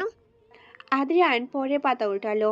সেই সময়ের কথা যখন তিনি বিদেশে নিজের সাম্রাজ্য তৈরি করছিল, আর আরিশা এই বাড়িতে একা তার ফেরার অপেক্ষায় ছিল। আজ আমি ওনার ছবি দেখছি, বাবার রুমে ছিল। উনি এত হ্যান্ডসাম, একদম সিনেমার হিরোর মতো। ওনার বাদামি চোখটা যেন সূর্যের আলোকিত চকচক করছে। উনি যদি একদিন ফিরে আসেন, আমি প্রতিদিন ওনার জন্য একটা করে নতুন নাম দেব। আজ আমি ওনার নাম দিলাম অন্ধকার সাহেব, কারণ উনি শুধু অন্ধকারেই থাকেন। আদিয়ানের হৃৎপিণ্ড যেন এক প্রচণ্ড আঘাত লাগলো। তার মনে পড়ে গেল সেই মুহূর্তে যখন আরিশা তাকে প্রথম দেখেছিল এবং ভয়ে কাঁপতে কাঁপতে নিজের নাম বলেছিল। তিনি আরিশাকে ঘৃণা করেছিল তার অপ্রাপ্ত বয়সতা এবং নেকাপনের জন্য, কিন্তু আরিশা দূর থেকেও তাকে নিয়ে স্বপ্ন দেখত। আদিয়ান দ্রুত আরও একটি পাতা উল্টালো। প্রায় 3 বছর আগের লেখা। আজ বাবা বললেন উনি আর ফিরবেন না। উনি আমাকে তালাক দিতে চান। আমি জানি না কেন আমার কাঁদতে ইচ্ছে করছে। আমি ওনাকে কখনো দেখিনি, কিন্তু আমি ওনাকে ছাড়া অন্য কারো স্ত্রী হতে চাই না। উনি আমার অন্ধকার সাহেব, আমার প্রতীক। আমি প্রতিজ্ঞা করছি, উনি যখন ফিরবেন আমি ওনার ভয়ঙ্কর রাগ বা ঘৃণা সব কিছুকেই জয় করব। উনি তালাক দিতে পারেন না, কারণ উনি আমার। ডায়েরিটি আদিয়ার হাত থেকে প্রায় ফসে গেল। তার চোখে এক তীব্র যন্ত্রণা। তিনি 9 বছর ধরে ভাবছিলেন আরিশা তার জীবনের একটি চাঞ্চল, একটি অপ্রাপ্তস্য একটি অপ্রাপ্তবয়স্ক বালিকা, যাকে জোর করে তার সাথে বেঁধে দেওয়া হয়েছিল। কিন্তু আরিশা তাকে ঘৃণা করেনি। আরিশা সেই 9 বছর ধরে তাকে দূর থেকেও ভালোবেসেছিল, তার জন্য অপেক্ষা করেছিল এবং তাকে কেবল তার বলে দাবি করার স্বপ্ন দেখছিল। আয়শা তাকে তার মতো চরম অধিকারবোধ দিয়ে দেখত, যা আদ্রিয়ান কখনো কল্পনা করেননি। সেই রাতে লনে আরিশার সেই নেকাসর। বাবু, তুমি কেন এমন করছো? তুমি কি জানো না তুমি না খেলে আমার কত কষ্ট হয়? যা আদ্রিয়ানকে তীব্রভাবে আকৃষ্ট করেছিল। এটি ছিল আরিশার সেই নিষ্কলুষ ভালোবাসা এবং যত্নের প্রতীক, যা আরিশা 9 বছর ধরে তার জন্য জমিয়ে রেখেছিল। আদ্রিয়ান ফিসফিস করলেন। তিনি দাড়িটি বন্ধ করে দ্রুত আরিশার ঘুমন্ত মুখের দিকে তাকালো। আদ্রিয়ান কোনো কথা না বলে রুম থেকে বের হয়ে গেল। ফিরে এলো কিছুক্ষণ পর। আদ্রিয়ান আরিশার পাশে বসলো। আদ্রিয়ান তার পকেট থেকে একটি ছোট্ট চেন বের করলো। চেনটি দেখতে সুন্দর, কিন্তু এটি একটি সাধারণ গয়না নয়। এটি ছিল তার ব্যক্তিগত নজরদারির জন্য তৈরি করা একটা বিশেষ ডিজাইন। তিনি আলতো করে আরিশার নরম সাদা কবজিতে চেনটি পরিয়ে দিল। আদ্রিয়ান হাসলো। সেই হাসি এবার আরো বেশ ভয়ঙ্কর। তুমি আমাকে ভালোবাসলে আরিশা, এটা তোমার সব থেকে বড় ভুল। এখন থেকে তোমার ভালোবাসা, তোমার ভয়, তোমার সাহস সবকিছুই আমার নিয়ন্ত্রণে থাকবে। তুমি আমার, চিরতরে আমার। কেউ তোমাকে আমার কাছ থেকে নিতে পারবে না। আদ্রিয়ান উঠে দাঁড়ালেন। বিশ্বাসকে ধরার অভিযোগ এখন তার কাছে গণ্য। তার একমাত্র মনোযোগ এখন আরিশার উপর। তিনি তার ফোন বের করলেন এবং তার ব্যক্তিগত সিকিউরিটি প্রধানকে নির্দেশনা দিলেন। এরপর আদ্রিয়ান ধীরে ধীরে ঘর থেকে বেরিয়ে গেলেন। আদ্রিয়ান চলে যেতে আয়িশা চোখ খুলল। তার চোখে ঘুম ছিল না, ছিল এক অসহায় দীর্ঘ রাত পার করার ক্লান্তি। সে উঠে বসলো। কবজিতে ধাঁধা স্পর্শ পেয়ে সে তাকালো। চেনটি দেখে তার বুক কেঁপে উঠল। সে বিছানা থেকে নামলো। পায়ে পায়ে সে ঘরের কাছে জানলার কাছে গেল। নিজের শহরটা তখনও জেগে। কিছুক্ষণ পর আদ্রিয়ান ধীরে ধীরে আরিশার ঘরের দিকে গেল। দরজার সামনে দাঁড়িয়ে তিনি থমকে গেলেন। ভেতরে আরিশা নেই। সে দেখল আরিশা জানলার ধারে মাটিতে বসা, হাতে একটি সাধারণ সুতো নিয়ে বসে আছে। সেই সুতোয় সে কি যেন বুনছে। আদ্রিয়ান নিঃশব্দে ভিতরে ঢুকলো। আরিশা তাকে দেখে চমকে উঠল না, কেবল তার চোখ সামান্য বড় হলো। তিনি আরিশার পাশে হাঁটু মুড়ে মাটিতে বসত। তার চোখ কোনো কৃতজ্ঞ না, কেবল গভীর এক দৃশ্য। তুমি এখনো কেন জেগে আছো আরিশা? আদ্রিয়ান ফিসফিস করে জিজ্ঞাসা করলো। তার কণ্ঠস্বর এবং তার শীতল দাবিদার নয়, বরং স্নিগ্ধ আর আরিশার কাছে নতুন লাগছে। আরিশা কোনো উত্তর না দিয়ে শুধু সুতোয় মনোযোগ দিল। কিন্তু আদ্রিয়ানের চোখের দিকে তাকালে তার বুকের ভেতরটা এক অজানা আশঙ্কায় কেঁপে ওঠে। আমি জানি তুমি আমাকে ভয় পাও। আদ্রিয়ান বলল। তিনি আনিশার হাত থেকে আলতো করে সুতোর গোছাটি সরিয়ে দিল। তোমার এই ভয়কে আমি একসময় আমার শক্তি ভেবেছিলাম, কিন্তু ডায়েরিটা দেখার পর আয়েশা অবাক হয়ে তার দিকে তাকালো। ডায়েরি! সে বুঝতে পারছে তার সেই গোপন আবেগগুলো এখন আদ্রিয়ানের জানা। তুমি কেন আমাকে ভালোবাসলে? আদ্রিয়ানের কণ্ঠে কোনো প্রশ্ন না, গভীর এক আক্ষেপ। 9 বছর ধরে কেন সেই মানুষটির জন্য অপেক্ষা করলে, যে তোমাকে চায়নি, অপমান করেছে? আরিশার চোখ ছলছল করে। আমি তো আপনাকে ভালোবাসিনি। আমি ভালোবেসেছি আমার স্বামীর উপর আমার অধিকারকে। আমি ভালোবেসেছিলাম সেই অন্ধকার সাহেবকে, যাকে আপনি নিজের রাগে দূরে সরিয়ে দিয়েছিলেন। আদ্রিয়ান আলতো করে আরিশার নরম হাতটি ধরলেন। তার হাতের উষ্ণতা আরিশার ভেতর দিয়ে বইতে লাগলো। আদ্রিয়ান বললেন, তুমি যাকে অন্ধকার সাহেব বলো, সে ফিরে এসেছে। আর সে ফিরেই চায় না তুমি মুক্ত হও। তোমার সেই অপেক্ষার মূল্য এখন আমি দেব। তিনি আরিশার কবজির কাছে ঝুঁকে এলেন। আয়শা দেখল তার চোখে এখন সেই সাইকো হাসি নেই, আছে এক গভীর অনুশোচনা। আদিয়া তার পকেট থেকে একটি ছোট্ট মূল্যবান রিং বের করলেন। রিংটি ছিল সাধারণ নকশার, কিন্তু মাঝখানে বসানো ছিল একটি দুর্লভ ব্লু ডায়মন্ড। তোমার কবজির এই চেন আমার অধিকারের প্রতীক, কিন্তু তুমি যে ভালোবেসেছিলে, আমি বুঝলাম তোমার স্বাধীনতা আমার রাগের থেকে গুরুত্বপূর্ণ। তিনি আরিশার হাতে রিংটি পরিয়ে দিলেন। আমার নীরব অঙ্গীকার। আমি জানি না ভালোবাসা কি, কিন্তু তোমাকে ছাড়া আমি থাকতে পারবো না। আয়শা রিংটির দিকে তাকালেন। ঠিক সেই মুহূর্তে আদ্রিয়ানের ব্যক্তিগত সুরক্ষিত ফোনটি বেজে উঠল। Skype incoming call. স্ক্রিনে ভেসে উঠল একটি ভাঙ্গা চাঁদের প্রতীক পিশাচ। আদ্রিয়ান দ্রুত কলটি ধরল। পিশাচের শীতল কণ্ঠস্বর ভেসে উঠল। চৌধুরী সাহেব, চৌধুরী মর্দিনের রোম্যান্স আপনাকে দেখে ঈর্ষা হচ্ছে। কেউ নেই আমার বুকটা জোড়া লাগানোর। আহ, আমাকে কেউ ভালোবাসে না। আদ্রিয়ান কোনো কথা বলে না, সে চুপ করে আছে। পিশাচও কিছুক্ষণ চুপ থেকে হঠাৎ চিৎকার করে বলল, না, আমি কেন মরবো? মরবে তারা যারা ভালোবাসে। আমি পাইনি, অন্য কেউ কেন পাবে? আদ্রিয়ান তখনও চুপ করে আছে। তুই অনেক বেশি করছিস। তোর জিহ্বা বের করতে আমার 2 সেকেন্ড লাগবে না। আহ, ব্যথা পেলাম। আদ্রিয়ানের চোখে আবার সেই পুরনো আগুন জ্বলল। তবে এবার সে আগুন প্রতিশোধের নয়, বরং আয়েশাকে রক্ষা করার। বাট ওর দিকে আঙ্গুল তুলিস পিশাচ, তোকে অস্তিত্বহীন করে দিব। পিশাচ হাসল। কলটি কেটে গেল। আদ্রিয়ান ফোনটি রেখে দিল। সে আরিশার দিকে তাকালো। সে আরিশার হাত শক্ত করে ধরল। এই স্পর্শ এবার রোমান্টিক এবং অধিকারবোধ থেকে মেশানো।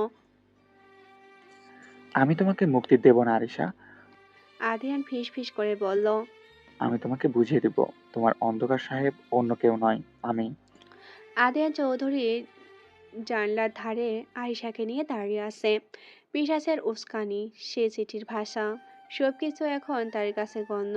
তার সমস্ত মনোযোগ এখন আয়েশার সেই ছলছল চোখে। সে বুঝতে পারছে আয়েশার প্রতিটি মিথ্যা, প্রতিটি ভয় সবই ছিল তার অপেক্ষা ও অনুরাগের আড়াল। তার ভেতরে 9 বছরের জমাট বাঁধা ঘৃণা এবং মুহূর্তে যেন গলে জল হয়ে গেল। ডায়েরিটা তাকে দেখিয়ে দিল যে আরিশাকে তিনি জঞ্জাল মনে করত, সেই মেয়েটি তাকে নিঃস্বার্থভাবে ভালোবেসেছে। এই ভালোবাসা তার অহংকারী সত্তাকে গভীর আঘাত করলো। তবে তার ক্রোধ নয়, বরং এই তীব্র অনুশোচনা, মুগ্ধতা। আদ্রিয়ান আলতো করে আরিশার নরম হাতটি ধরল। তার আঙ্গুলগুলি আরিশার কবজিতে থাকা বুড়ো ডায়মন্ডের রিংটি স্পর্শ করলো। আমি তোমাকে ভয় দেখাতে চাইনি আরিশা। আদ্রিয়ান বলল, তার কণ্ঠস্বর কেঁপে উঠল। সে যেন তার জীবনের প্রথম সত্যি কথা বলেছে। আমি তোমাকে ঘৃণা করিনি আরিশা। আমি নিজেকে ঘৃণা করতাম। 9 বছর আগে আমি তোমাকে ছেড়ে গেছিলাম, কারণ আমি আমার এই পরিবারের চাপানো সম্পর্ককে অপমান মনে করতাম। আমি ভেবেছিলাম তুমি কেবলই একটি শিশু, তাকে স্নেহ করা যায়, বউ হিসেবে মানা যায় না। আয়েশা অবাক হয়ে তার দিকে তাকালো। আদ্রিয়ান এই প্রথমবার এমন দুর্বলতা প্রকাশ করলো। কিন্তু তোমার ডায়েরি, আদ্রিয়ান বলল, তার চোখ ভিজে এলো। তোমার সেই অন্ধকার সাহেব, তুমি আমাকে না দেখে না জেনে আমার সেই অন্ধকার দিকটিকেও ভালোবেসেছো। আদ্রিয়ান আরিশার কবজি বাঁধন ছেড়ে দিল। তিনি হাঁটু গেড়ে আরিশার সামনে বসলো। তার ভেতরের অহংকারী কোটিপতি যেন এক মুহূর্তে অদৃশ্য হয়ে গেল। তুমি আমার জীবনের সবচেয়ে মূল্যবান উপহার। আমি জানি না ভালোবাসা কি, কিন্তু আমি জানি তোমাকে ছাড়া আমার পৃথিবী মূল্যহীন। তোমার সেই অপেক্ষার জন্য আমি লজ্জিত। তিনি আলতো করে আরিশার হাতটি ধরল। এইবার আমি তোমার সেই অন্ধকার সাহেব হব না আরিশা। আমি তোমার আলো হব। তুমি মুক্ত, তোমার কোনো বাঁধন নেই। আরিশার চোখে অশ্রু চিকচিক করে উঠল। এতদিন ধরে সে যার নিষ্ঠুরতা দেখেছে, আজ তার এই অপ্রত্যাশিত আত্মসম্পূর্ণ আরিশাকে স্তব্ধ করলো। তার ভেতরের ভয়টি যেন এক মুহূর্তে গলে গেল। আদ্রিয়ান তার হাত বাড়িয়ে আরিশার মুখের অশ্রু মুছে দিল। তুমি আর ভয় পাবে না আরিশা। আমি তোমাকে এই প্রেন্ট হাউসে বন্দি রাখবো না। আমার জগৎ তোমার জন্য খোলা। তুমি কাল যেখানে যেতে চাও আমি তোমাকে সেখানে নিয়ে যাব।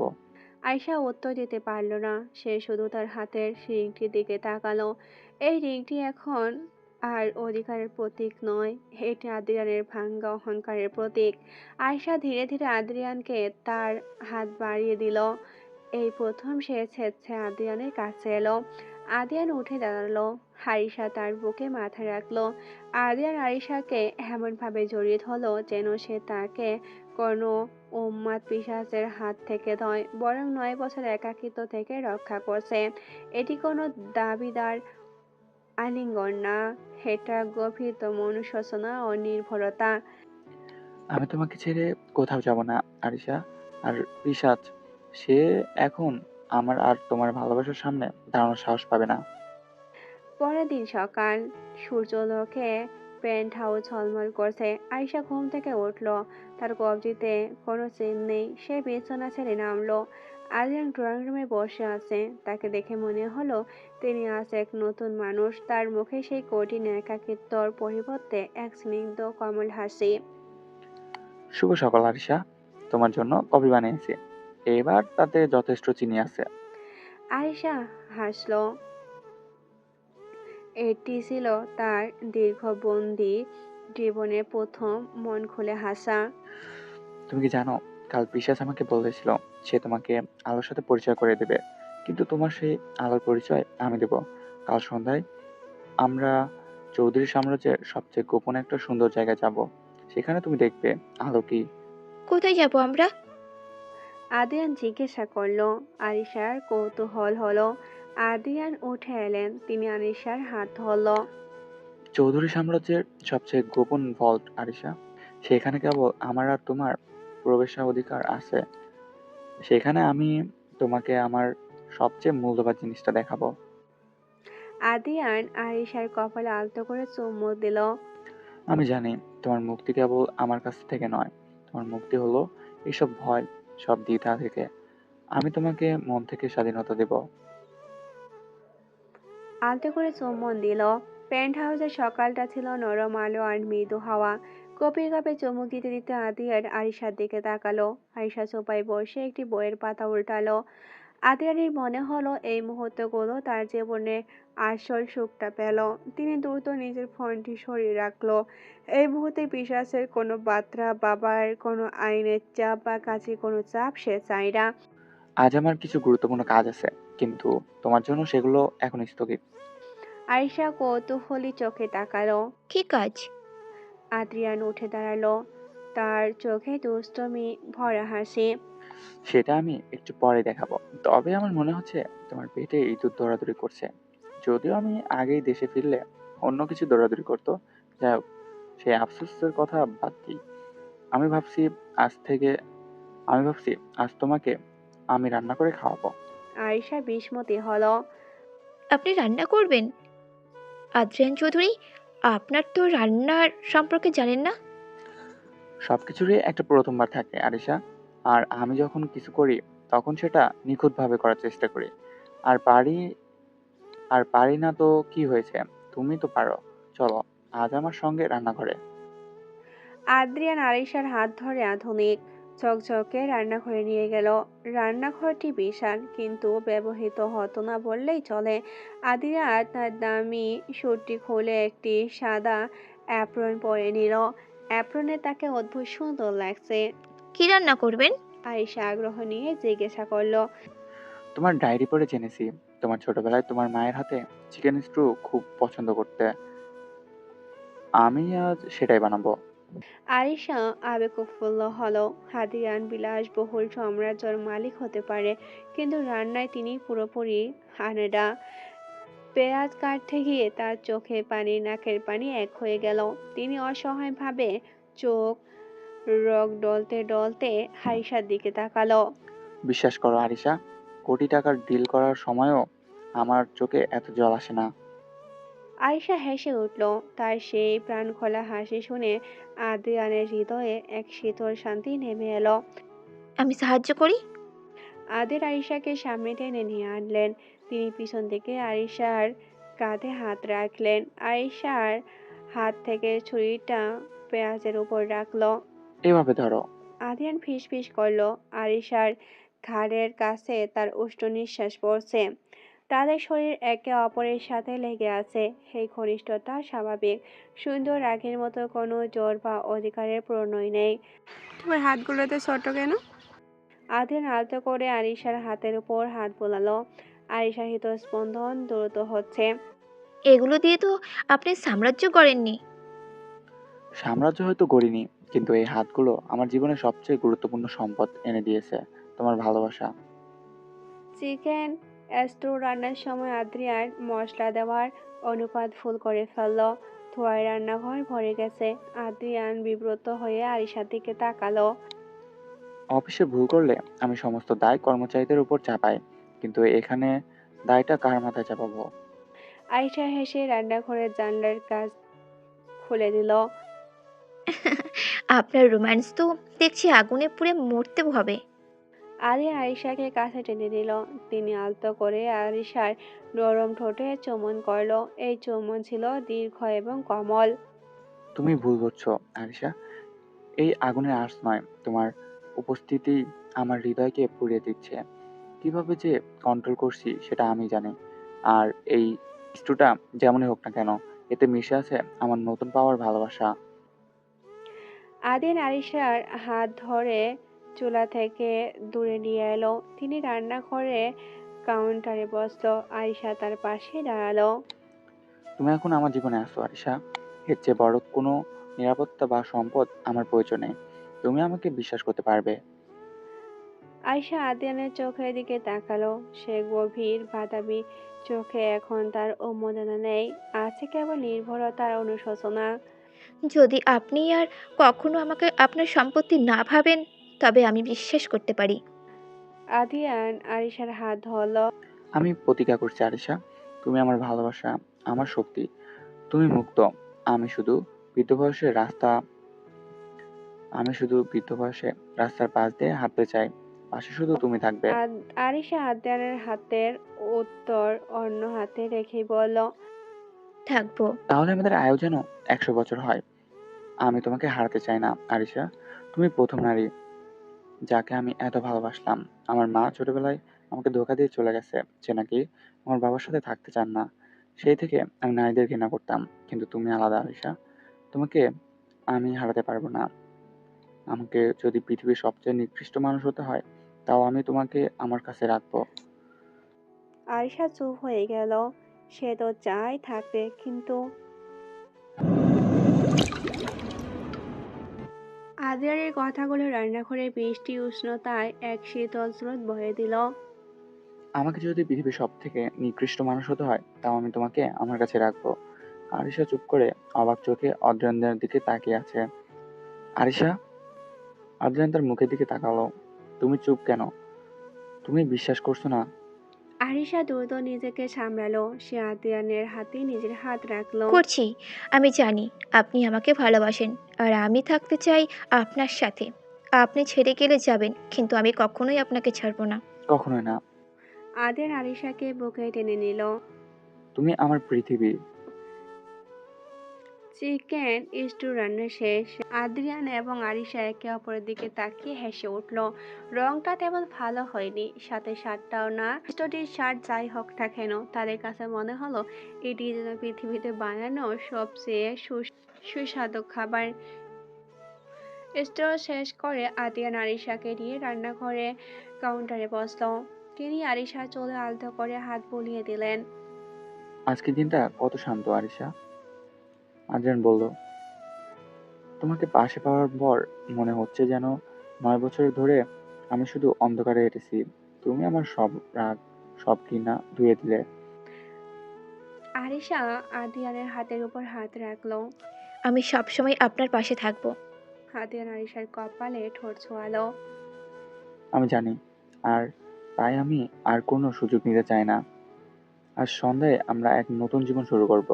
তোমার জন্য একটা সারপ্রাইজ আছে। কি সেটা? আরিশা কৌতূহল চোখে তাকালো। সেটা রহস্য।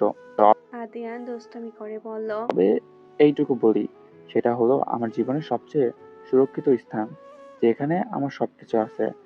আর এখন থেকে সেখানে শুধু তুমি থাকবে। আদিয়ান ঘড়ির দিকে তাকালো। এখন আমার অফিসে যাওয়া দরকার। এই সন্ধ্যার জন্য কিছু ব্যবস্থা করতে হবে। আমি 1 ঘন্টার মধ্যে ফিরে আসবো। এই সময়টুকু তুমি বিশ্রাম নাও। তিনি আরিশাকে বিদায় চুমুক দিয়ে দ্রুত ঘর থেকে বেরিয়ে গেল। আদিয়ানের চলে যাওয়ার পর পেন্ট হাউস আবার নিস্তব্ধ হয়ে গেল। দরজা বন্ধ করে লিফট নিয়ে নিচে যাওয়ার মৃদু শব্দ হলো। ঠিক তখনই আয়েশার চোখে সেই স্নিগ্ধতা এবং সরলতা মুহূর্তের মধ্যে উধাও হয়ে গেল। তার চোখে ফিরে এলো এক শীতল সতর্ক দৃষ্টি। আদিয়ানের নিয়ন্ত্রণ এখন আর সরাসরি নেই, কিন্তু পেন্ট হাউসের নিরাপত্তার ব্যবস্থা শতগুণ বাড়ানো হয়েছে। এই কথা আরিশা ভালো করে জানে। আরিশা সতর্কভাবে উঠে তার শোয়ার ঘরে গেল। সে দ্রুত বাথরুমের দিকে গেল। আদিয়ান তাকে বিশ্বাস করলেও আরিশা তার সবচেয়ে গুরুত্বপূর্ণ অস্ত্রটি লুকিয়ে রেখেছে বাথরুমের ভেন্টিলেটর গ্রিলের পেছনে, একটি ছোট লুকানো ফোন। আয়েশা গ্রিলটি আলতো করে সরিয়ে ফোনটি বের করলো। ফোনটিতে একটি বার্তা আগে থেকে ছিল, কল করো এখন। আয়েশা গভীর নিঃশ্বাস নিল এবং কল করলো। ওপাশ থেকে একটা গভীর অচেনা পুরুষ কণ্ঠস্বর ভেসে এলো। এটি সুনির্দিষ্ট, বুদ্ধিমান এবং কর্তৃত্বপূর্ণ। কাজ কত দূরে গেল? ওপাশ থেকে জিজ্ঞাসা করা হলো। সম্পূর্ণ নিয়ন্ত্রণে। আদ্রিয়ান এখন আবেগে অন্ধ। ডায়েরির কৌশল সফল হয়েছে। সে আজ সন্ধ্যায় আমাকে সেই বিশেষ জায়গায় নিয়ে যাচ্ছে। ভালো, কিন্তু তুমি ভুলে যেও না, তোমার সময় কম। আরিশার চোখ কঠিন হলো। আমি কিছু ভুলিনি, কিন্তু পরিস্থিতি অপ্রত্যাশিতভাবে বদলেছে। সে এখন আমাকে পুরোপুরি বিশ্বাস করে। কাজটা এখন আরও সহজ হবে। যাই হোক না কেন, তুমি যেন তোমার প্রতিজ্ঞার কথা ভুলো না। তোমার হৃদয়ের পরিবর্তনটা যেন শুধু তোমার অভিনয়ের অংশ হয়। মনে রেখো, তুমি এখন যেখানে আছো তার চূড়ান্ত কারণটা কি। আমার সব কিছু মনে আছে। সাবধান থেকো। কণ্ঠটি শেষবারের মতো সতর্ক করলো। আজকের সন্ধ্যাটা খুবই গুরুত্বপূর্ণ, কোনো ভুল করা চলবে না। কলটি কেটে গেল। আরিশা ফোনটি লুকিয়ে রাখলো। সে আয়নার সামনে দাঁড়ালো। তার মুখে আবার সেই সুন্দর ভালোবাসাময় হাসি ফিরে এলো। আদ্রিয়ান চৌধুরী 1 ঘন্টা আগেই ফিরে এলেন, কারণ তার মন বাসায় পড়েছিল। তার চোখে এখন অফিসের কাঠিন্য নেই, আছে এক ঝলক মুক্ততা। হাতে ছিল একটি চিকন হ্যাঙ্গারে ছলানো গভীর নীল রঙের গাউন এবং তার সঙ্গে মানানসই হীরের একটি সেট। আমি বলেছিলাম তোমার জন্য বিশেষ ব্যবস্থা করব। তবে ব্যবস্থা করতে গিয়ে আমার মাথা ব্যথা শুরু হয়ে গেছে। কখনো মেয়েদের পোশাক কিনিনি তো, আর মাকেও দেখিনি, তাই আমার কোনো ধারণা নেই মেয়েদের পোশাক কেমন হয়। পুরো মাল খুঁজতে খুঁজতে মাথা ঘোরা শুরু হয়ে গেছে আমার। আরিশা, ওটা দেখো পছন্দ হয়েছে কিনা। আয়েশা গাউনটি নিল। আপনি আমাকে রানী বানাচ্ছেন, কিন্তু রানীর কাজটা আমাকে দিয়েন করান। এই তো অন্যায়। আদ্রিয়ান হেসে ফেললেন। আচ্ছা বেশ। আয়েশা গাউন পরে সাজঘরের পর্দা সরাতে আদ্রিয়ান যেন এক পলকের জন্য স্থির হয়ে গেলেন। নীল গাউন আয়েশার ত্বককে আরো উজ্জ্বল করে তুলেছে। তার ভিতরের স্বাভাবিক সৌন্দর্য যেন 1000 গুণ বেড়ে গেল। আদ্রিয়ানের চোখে এখন আর কোনো চিন্তা নেই, নেই কোনো সাইকো ভাব, আছে শুধু এক গভীর বিমুগ্ধ দৃষ্টি। তিনি এক দৃষ্টিতে আয়েশার দিকে তাকিয়ে রইল। তার ঠোঁটে আলতো হাসি। আয়েশা কিছুটা লজ্জা পেয়ে গেল। কি দেখছেন এভাবে? দেখছি আদ্রিয়ান শান্তভাবে বলল। যে আমার পৃথিবীটা আসলে কত সুন্দর। 9 বছর ধরে আমি যাকে জঞ্জাল ভেবেছি, সে আসলে একটা নক্ষত্র। আয়েশা আলতো করে আদ্রিয়ানের চোখে হাত রাখলো। এভাবে তাকাবেন না, আমার লজ্জা লাগছে। আমি তো তাই চাই। তুমি যখন লজ্জায় মাথা নত করো, তখন তোমাকে অদ্ভুত সুন্দর লাগে। আদিয়ার আরিশার কাছে এগিয়ে এলো। সে হীরের নেকলেসটি হাতে নিল। সে আলতো করে আরিশার পিছনে দাঁড়ালো। নেকলেসটি আরিশার গলায় পরিয়ে দিল। তার উষ্ণ আঙ্গুলগুলো আরিশার গলায় স্পর্শ করলো। নেকলেসটা পরানোর জন্য আপনি এত অজুহাত খুঁজছেন কেন? আরিশা হাসতে হাসতে প্রশ্ন করলো। আদিয়ান ফিসফিস করে বলল। সবকিছু সোজাভাবে হলে ভালোবাসার মজা থাকে না। এই নেকলেসটা আমার অধিকারের প্রতীক, আদিয়ান যোগ করলেন। যা তোমাকে সবসময় মনে করে দিবে তুমি আমার। আবার অধিকার? আরিশা চোখ বড় বড় করলো। ভালোবাসার অধিকার। আদিয়ান হেসে আরিশার নরম ঠোঁটে এক আলতো চুম্বন করলো। আদিয়ান যখন আরিশাকে নিয়ে ডুবেছিল, ঠিক তখনই তার সিকিউরিটি হেড একটি জরুরি কল করে বসলো। আদ্রিয়ান বিরক্তি ভাব নিয়ে ফোনটি ধরলো। 1 মিনিট আরিশা, এই লোকগুলো আমাকে এক মুহূর্তের জন্য শান্তি দেবে না। সে বারান্দার দিকে গেল। হ্যাঁ, কি হয়েছে? আদিয়ানকে অন্যমনস্ক হতে দেখে আরিশার মুখে মুহূর্তের মধ্যে পরিবর্তন এলো। তার চোখে রোমান্টিক তৃপ্ত সরে গিয়ে এখানে এলো সতর্কতা ও শীতলতা। সে দ্রুত তার লোকানো ফোনের দিকে গেল। আরিশা দ্রুত একটি গোপন নাম্বার ডায়াল করলো। এখনই কেন? আরিশা চাপা গলায় জিজ্ঞাসা করলো, তার কণ্ঠে কোনো আবেগ নেই। ওপাশ থেকে সতর্ক পুরুষ কণ্ঠ ভেসে এলো। এখনই প্রয়োজন, তোমার হাতে সময় কম। সে তোমাকে আজ যেখানে নিয়ে যাচ্ছে তার চাবি সে তোমাকে দিচ্ছে। এটাই আমাদের একমাত্র সুযোগ। আমি জানি। আরিশা দৃঢ় কণ্ঠে বলল। আমাদের সেই ফাইলটা কি সে তার সব থেকে সুরক্ষিত জায়গায় রেখেছে? ফাইলটা খুবই জরুরি, না পেলে আমাদের মূল পাওনা হাতে আসবে না। আরিশার চোখ ঘুরে গেল আদ্রিয়ানের দেওয়া হীরের নেকলেসটির দিকে। আমি প্রস্তুত। আমি ঠিক সময় মতো সেই জিনিসটা নিয়ে ফিরবো। কণ্ঠটি সতর্ক করলো। মনে রেখো, তোমাকে কেন এত দূর যেতে হলো। আরিশা, এটা ভুলে যেও না। আরিশা কোনো উত্তর দিল না, শুধু কল কেটে দিল, ফোনটা লুকিয়ে ফেললো। তার মুখে আবার সেই মিষ্টি হাসি ফিরে আসলো। আদ্রিয়ান ফোন রেখে ফেললেন। ক্ষমা করো রানী, এবার চলো। আর দেরি নয়, আজ তোমাকে আমার সাম্রাজ্যের হৃদয় দেখাবো। আদ্রিয়ান আরিশার হাত ধরলেন। আরিশার হৃদয় তখন দুই ধরনের স্পন্দন, আদ্রিয়ানের হাতের উষ্ণতা এবং আসন্ন মিশনের শীতলতা। আদ্রিয়ানের কথায় আরিশা মৃদু হাসল। ক্ষমা চাইবেন না আদ্রিয়ান, আপনার সাম্রাজ্য, আপনার প্রয়োজনই তো আগে। আদ্রিয়ান তার হাত আরিশার কোমরে রাখলো। তুমি আমার সব থেকে বড় প্রয়োজন রানী, আর দেরি নয়, চলো। পেন্ট হাউসে বিশাল বহু লিফট নামতে শুরু করলো। আদ্রিয়ান আরিশার কাঁধে মাথা রাখলো। তুমি জানো, আমি কাউকে সহজে বিশ্বাস করি না। এই ডলটা আমার জীবনে সেই দিকটা যেখানে কেউ কোনোদিন প্রবেশ করেনি। আরিশা আদ্রিয়ানের বুকে মাথা রাখলো। আমি জানি, কিন্তু আমি তো আপনারই অংশ।